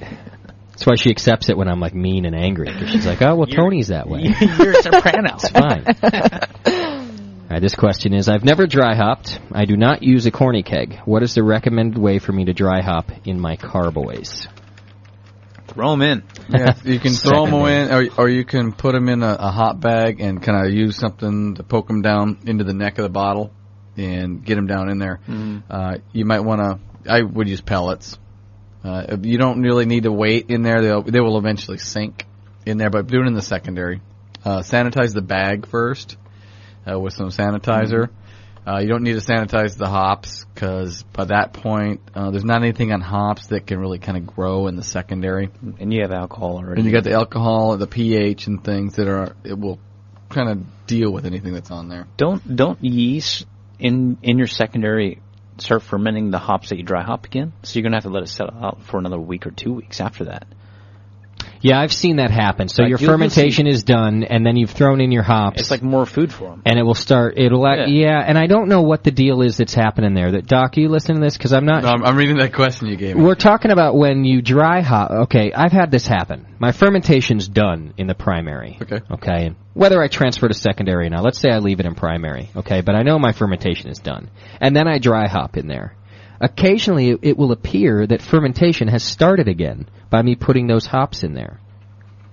Yeah, I mean, I've seen it happen. John's come over There's and a fine layer of green hops on top, Yeah. and then you see little bubbles formed, and the yeast are eating at it. And Well, you think your fermentation is done, but it's not.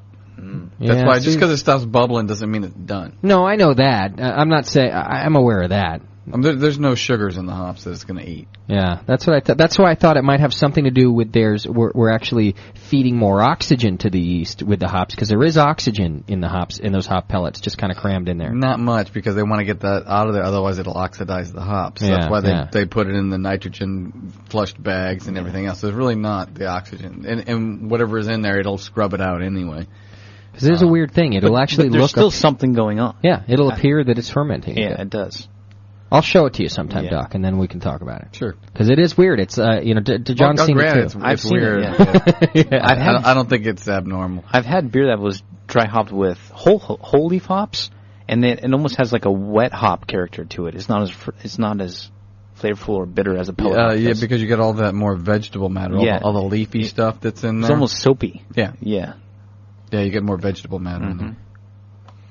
I don't really know if you guys are talking about it right now because I didn't listen, but somebody says, no way, nucleation points make CO2 come out of the solution so it looks like more firm, but it is not. Yeah, that's a good point. That's a good point. Okay. Most people think they have flat beer when it's done fermenting, but you don't. You have probably about 1.5 volumes of CO2 in there. Okay. So there's CO2 in the solution. It doesn't all just bubble right through, but Yeah, it's yeah. in there. So you have CO2 in there. And that's a good point. Okay. You're making the hops come out, and it gives an enucleation points, which are boiling points. And Okay. it helps that come out of solution. So that's probably what you're saying. Oh, that makes, because that's what I wasn't saying it was fermentation. I'm saying it appears to be fermentation because that's what it looks like. Oh, you see bubbles. But and also you see the hops moving up and down just like you do, actually churning in there. You'll see that happen a bit too. Okay. So, but it would entirely make sense if it's CO2 coming up from the bottom and even Well, in the middle it's where- in the solution. Yeah. It's giving it a chance to do that. Okay, fair enough. Mr. No Way Pants. You want to do that question right there, Doc? Sure. Go ahead. Can regular ale yeast ferment wort from a sour mash? Yes, it can. That's how you make whiskey. So, like 2.5 to 3 pH. When you test your wort, when you're fermenting it, it's not at mash pH. It's a lot lower than that. It will drop. And it works fine. The pH isn't so much at the issue with that. But that's how they make whiskey. All right. Mostly bourbon. All right. I see you writing another question there, Danielle. If it's important, I'll do it right now. Otherwise, I'm going to do the last one we've got. I have another couple of important questions. Okay, I'm just going to read this one to you, though, so I don't have to write. Okay, I want to use nitro with my beer. Do I use a nitro beer mix, and what is the best mix? And also, do I need a special tap, or can I just use the Trutflow taps that I have? Or does B3 have a sparkler? You don't need a spark. What you really need is a Guinness or a stout tap. Anything with a restriction plate in It's it. got to have a restriction plate. Now, let's go to the first part. It's not a pure nitrogen mix. It's a nitrogen mix. It's about 70% nitrogen, 30% CO2. You got to run it at about 30 psi. And it doesn't work. It won't work with a regular faucet. It'll just come blowing out of there. And it's in a nitrogen tank, too. It's in a nitrogen. Looks like a nitrogen tank. You got to go ask for the beer mix. And most places that do gases will have that. But it comes through at 30 psi, and with a regular faucet, it's going to blow through there. And with a stout faucet, it has a restrictor plate, which you need the 30 pounds to push it even through that. And that helps break the little bit of CO2 that's in there out. Okay. So you need a special faucet, you need a different regulator, and you need the beer mix, which is a 70-30 mix. B3 is working on that, but we're waiting for the label approvals from our gas provider, and that's a whole law issue and all this other stuff. So liability most issue. of them, like welding shops or any place you can buy gas, they know what you're talking about. Okay. Do you need a fresh gas provider? No, don't even think about Go to that. Justin's bedroom. Yeah, that's right. But it's not pure nitrogen. Okay. One further question. Dr. Scott, can I use NO2 in my beer for an extra drowsy character? An extra what? Drowsy. DROWSY. Hey, you're right. Yeah. That's drowsy. What is that, like Doc when he's stoned? Yeah. What's an extra drowsy character? Nitrogen does not dissolve in the fluid very well. And it's mostly, it little bit does, but it mostly is there to push the extra pressure through that restriction faucet. So it has to do with pressures, partial pressures of gas, and how much is in there. You won't, if you ran straight nitrogen on it and you don't have the faucet, you're not going to get what you want out of it. It won't have, it's mostly for mouthfeel and the head retention, things like that. So I don't really get the question so much. All right, no problem. Next question. Can you, and this is actually interesting because it was posted on Brew Club House, so they have been talking about this one. Okay. Can you mash or sparge one night, then brew the next day with decent results? What would go bad overnight that would not be corrected by the boil? It depends. If you can keep the mash at a certain temperature, if you let it drop down too low, you're going to get lactic in there. You're probably going to get an infection because it's going to be on there. You're not going to kill everything with a mash temperature in the 150 range. That's how you run a sour mash, which is what you want to have if you're trying to get that lactic character. You can't boil that out. You can kill all the lactic acid guys that are producing it with the boil, but you're going to have a lactic acid that they produce in there, and you're going to get a sour beer. Okay. And you can use that to your advantage if you're doing that sort of thing. If you want to brew a wit like we're doing tomorrow, that kind of thing. So, yeah, you can't. Some people will do the overnight mash, but you got to keep the temperature up there. But most people say not to do it. I have a funny story about that, actually. There's people that do it all the time that do get good results. But you're not going to scrub. The question here is, can I get rid of it in the boil? Right. No. It'll check the pH of your water. Yeah. Well, once you get that lactic character in there, that doesn't boil back out. By boiling it, you're gonna sanitize it and get rid of the lactic acid bacteria, so they won't produce any more. But whatever is in there, you're gonna have carry through in the flavor. I did a 5-hour mash once with an English brown. I doughed in about 2:30, 3 in the morning. Got up at about 7:30 in the morning. Sparged off at like 110 Fahrenheit from 150. Yeah. And entered that beer in the Cal State Fair and I got a gold. Wow. Yeah, nationals. But you just do that because you fell asleep or what? That and I was drunk and I want to brew now. I was just a late brew, but I mean I thought it actually helped the beer and the body of the beer and everything. Now I do a 2-hour mash whenever I do it, not 5 hours, but you know, I wonder about the pH of the beer, you know. And there was a big thread a couple years back, you know, about people that would do the overnight mash and get up in the morning and do that. Yeah. It works if you control certain things. Okay. And I don't do it, but there's guys that do it routinely and it works for them. But the one thing you got to worry about is, you know, producing things. You're making a nice environment at 130. Yeah. 130 or maybe 120 to let things happen. You don't let your turkey sit out at 120 for 4 hours waiting for the relatives to get drunk enough to eat.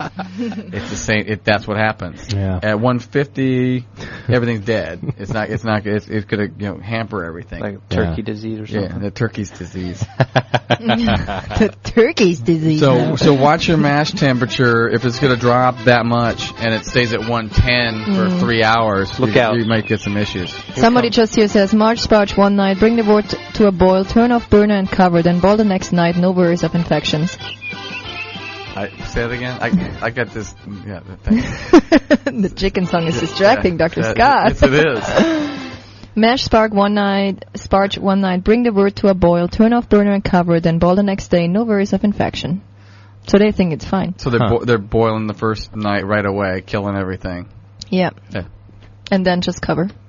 That's interesting. Yeah. Probably drop like 40, well, if you sterilize it by boiling it, and then cover it, it's like a closed system again, it's right? a closed system again. You're not going to get it. But when you've got 120 degree mash, grains and everything else, and it never got above 150, and then it slowly goes down to 110, you're going to get things. But if you can sparge it off, bring it up to a boil, at least above 150, 160 for 20 minutes, you'll probably be okay. That'll kill off everything that's in there. You're pasteurizing it at that point. What was that laugh over there, Daniel? What's going on? Do you want to know? I don't want to know now. Yeah, sure. Somebody in the chat room wants to know if Jamil calls John Mini-Me. Not yet. I think that came up once before. That's a good question, and it brings me to our closing out question for the day. It is for John, as a matter of fact, and it says, That's John, I'm doing my first lager. Shall I cold or warm pitch? Warm pitch. At what temperature? 68 to 70 degrees. Which makes drop it to 48 to 52 degrees in 12 hours. Because then you will realize that your lager is gonna be free. It's gonna taste like a Munich Helles, provided right from Germany. Nice. Like that?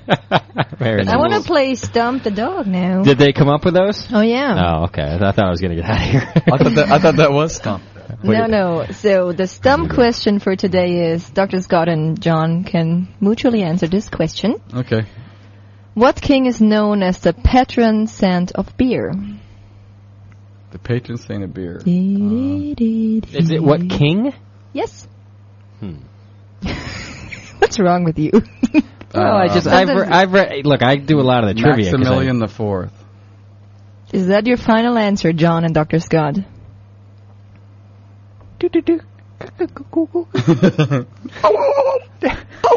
Before you answer, this person has suggested a very nice thing as a prize. He wants to donate all his future prizes anyways, because it's ours. Oh. And he wants to donate those prizes to the wives of the BN people, like our listeners. Wives of the BN people? What is that? Is that like the people under the stairs? Yeah. What is that? To the wives of our listeners. And he wants this time, he thinks that one of you guys should send out a bottle of your homebrew. I'll send my homebrew To out Top about Shelf. 2 months. He's choosing who it goes to? Yeah, he chose Top Shelf for this week. Okay. So do you guys have an answer? I'll leave it up to Doc. Maximilian. That's incorrect. It is King Gambrinus. Yeah, that's right. We've heard that one before. Yeah. Did we? Yeah. He's right. The thing that's confusing about that question and why I actually try not to use it is that there's a lot of patron saints of beer. There's the patron saint of brewing, the patron saint of beer, the patron saint of brewers, and it's all, they sometimes confuse which one is which. But he's right about that. That's correct. Yeah. And all right, so you guys are stumped. I was confused. And so now you both have to send a bottle of homebrew to Top Shelf. To Top Shelf. So Top Shelf, send John an email and Daniela an email. John P. at the Brewing Network, Daniela at the Brewing Network, and these two will send. What are you going to send them, guys? Whatever he wants. I don't know. I think you should send him your Helles. Yeah, so do I. I'll send him. And Dr. Scott going to send his with? I don't know. We'll see. I'll ship it for you, Doc. Doc's going to go look through his stash. Oh, I got some stash. I'll have 26 cases of bottled beer in 4 weeks. Wow. Party at John's. Yeah. I just checked. I hate bottling. Yeah. But I've got 16 kegs. I just counted them today. You have 16 kegs full of beer? Yeah. Where are you keeping all those? I only saw that one fridge in the garage. Well, 2 fridges there. I got a chest freezer, too. Oh, okay. It holds 8. Yeah, that'll hold a bunch right there. Doc, Nice. how many beers do you have going to Nationals? Not that many. Yeah, right. Nah, not that many. Come More on. than 5? Probably. Less than 10? I don't know. I'm lazy. I haven't checked yet. Yeah. What is it with you guys? John, Doc, and Jamil have this thing going this year where none of them are disclosing too much about what they're doing in competition. It's all this big secret competition amongst yourselves that you guys have going on. Yeah. McDowell has, not to change the subject or anything, has 18 beers supposedly going. No, I won't have that many. I'm too lazy for that. How many do you have going, John? A lot. More than 10? A lot more. More than 20. Less than 20? More. More than 20? Mm. What's wrong? You guys do anything? No. You guys just brew. Guys brew, man. That's all we do. Brew beer and bottled beer and talk with you about beer. Good for you guys, man. Yeah, That's buddy. cool. And drink beer with you, too. Yeah. I'm going to try to brew this week again. Really? Yeah. Hey, you got to clear that carboy. What? Try that pale ale I screwed up again. 2% alcohol pale ale. Still trying to get that goddamn pale ale right. Might throw some Beano in it. I'm going to throw some Beano in there. I wonder if that would work, too. You Like, should. not only bringing down the carbs, which I actually wouldn't want to do, but if it does the anti-gas effect on me, it might help. Yeah, it will. You might have It will. You think so? Yeah, because it's usually the beers that have the residual sugars. Yeah. Like the big Belgians and the barley wines and stuff. See, that's why. Because I was drinking Belgians all night the night before. They're farting sugar, man. Oh, yeah. Yeah, it's the unfermentable sugars that your body can't handle. Yeah. They fermented them themselves. Well, yeah. The bacteria in your gut does handle them. Gotcha. And they pump out the methane. It smells like alcohol. We should come up with a greatest hits CD that we can sell, and we'll call it Pumping Out the Methane. The Brewcasters, Pumping Out the Methane. I'll give you my tip. Ready? Yeah. Take a little sip of coffee in the morning about 8 o'clock. Oh, dude, that'll just clean you out. Yes, it will. I do it every day. Oh, you take a dump on company time? Yeah. Bastard.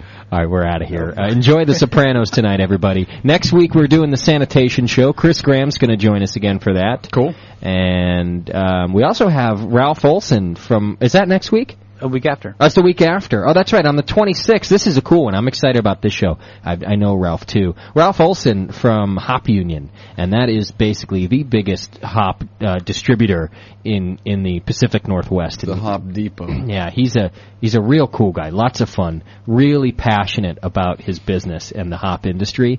And so I don't know if it's going to be an all-hop show. It's a call-in he's doing with us, but it's going to be just a real cool segment. If you want to know about how they're grown commercially and how fresh they are and how long his hops sit around and all sorts of stuff like that, he's the guy to ask. That's going to be real cool. It's cool to ask him about the new strains of hops that are coming out. Yeah. I won a contest, and one of my prizes was this hop, and it was a few years ago, and it was Newport. I never heard of Newport. Really? What the hell is this? So I actually ran into him, and I said, what's this?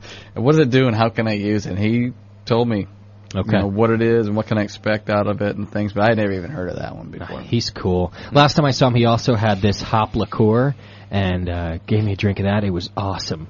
It was awesome. It was imported from Germany, and he had just a couple of bottles of it, and he was giving out just a couple of shots. You weren't there. It was in Oregon. Danielle was all pissed off I didn't give her any, but it was when I was up at the Portland Brewfest, and he's just a cool guy, and he's a lot of fun, and got some good information, so tune in for that. That's the 26th, and then next week we're starting a series, and we'll give you more details about that soon, but the first show in the series is going to be sanitation, and we're going to go all through the brew process for you guys, starting at the beginning, so we're starting right there with sanitation, and that's next week. They killed Tony. Oh, you're not supposed to know that. They didn't. The inter is saying so, and he has repeated that for 5 times now. Oh, he just messing They're with messing you. with you. There's no show without Tony. I'll tell you what, if they did kill Tony, I'm never watching. It's a stupid show, and it's dumb and stupid. Wow. You got it. No, and in the proper terms, they whacked Tony. That's if correct. they did, it would be a whack. Unless Carmela killed him. Did I tell you guys a story about how, who is it? It's my great-grandfather got whacked. Yeah, that's true. Great-grandfather. Did I tell you guys that? Yeah, well, sure. I'll do you want a quick version? I do. Because I want to go. It's a good story. I'll keep it on I'm all excited, poor guy. It is, yeah. My great-grandpa actually got whacked, and he got whacked old school style, sitting in a barber chair. He was sitting in a barber chair. A knife? Now he got shot up right bullet there. to the head. The tragic part of it is that my grandmother, so his daughter, was right upstairs, like when it happened. And I don't know if she had come down when it happened or what, but they lived above this barber shop, so she was right upstairs. And he's down sitting in the barber chair, and the deal is that there was a... God, I hope no maid guys are like listening. I'm not giving any names, I guess. It's not my name. It's a different family name. But the guy was screwing around not only with a maid guy's wife. Oh, jeez. But with his daughter as well. At the same time. He was messing around, not like at the same moment. No, but like it wasn't like a three-way. History of it. But he was messing with the same maid guy, his wife, and that guy's daughter. He was screwing around with the two of them. Which is just dumb. This is my great-grandpa. What year was this? I don't 50s? know. Yeah. Yeah, I think it was 50s. Yeah. So he's messing with both of them, and they whacked him. He's sitting there getting his face shaved, and they came into the barbershop, and they whacked him right there in the chair. And nobody could complain. That's the thing in a family. No, you can't because you don't mess with the maid guy's ladies. You just don't do it. So then, they gave him a lead cocktail. That they did. He died of lead poisoning. My dad's telling me the story like it's a sad story because it's about my grandma's dad and stuff. And me, I'm like, really? That's awesome. That's like the best family story I have. I thought it was great. And he's like, dude, it is a great story. It's good. He's like, what's wrong with you, man? I've always been fascinated by that stuff anyway. Yeah. The mob. Yeah, absolutely. I always wanted to get married to a mob guy. You are, almost. You could grow up gaudy. All right, guys, so tune in next week for the Sanitation Show. Enjoy The Sopranos tonight. I'm quite sure Tony doesn't die. If he does, there will be no show for a month. Memorandum. He'll be in mourning until then. Thanks, everybody. We'll see you next week. Pale ale is a friend of mine, and I sure like good barley wine. Chocolate porter, cherry stout, don't you know what I am talking about? Don't you give me that American crude, boys, I want a real homebrew. Homebrew, don't you really love it? Homebrew, can't get enough of it. Homebrew, it blows my mind. I love homebrew all the time. Yeah, I think I have me, well, I have me one right now.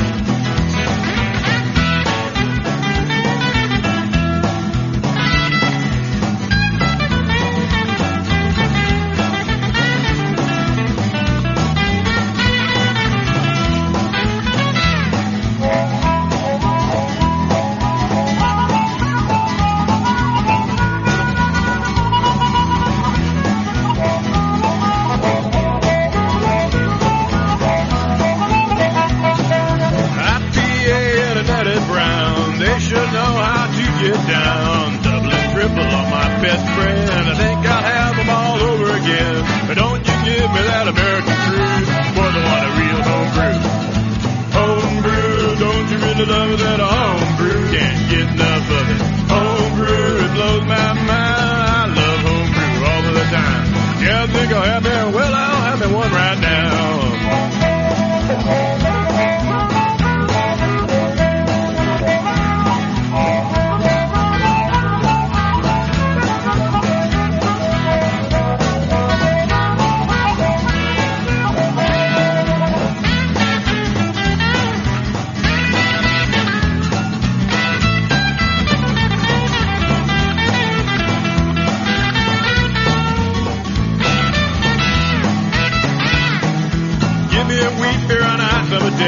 A bark will do me when the skies are gray. I'll take a Belgian brew anytime, and the women sing the lambic fine. But don't you give me that American crude, boys, I want a real homebrew.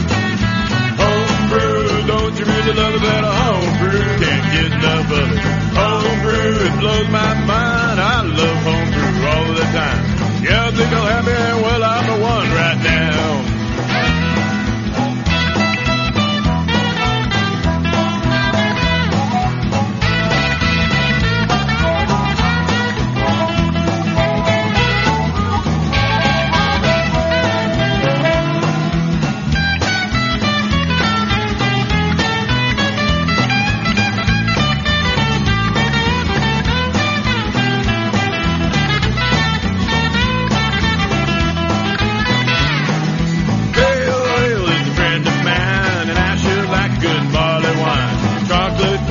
Cherry stout, yeah, you know what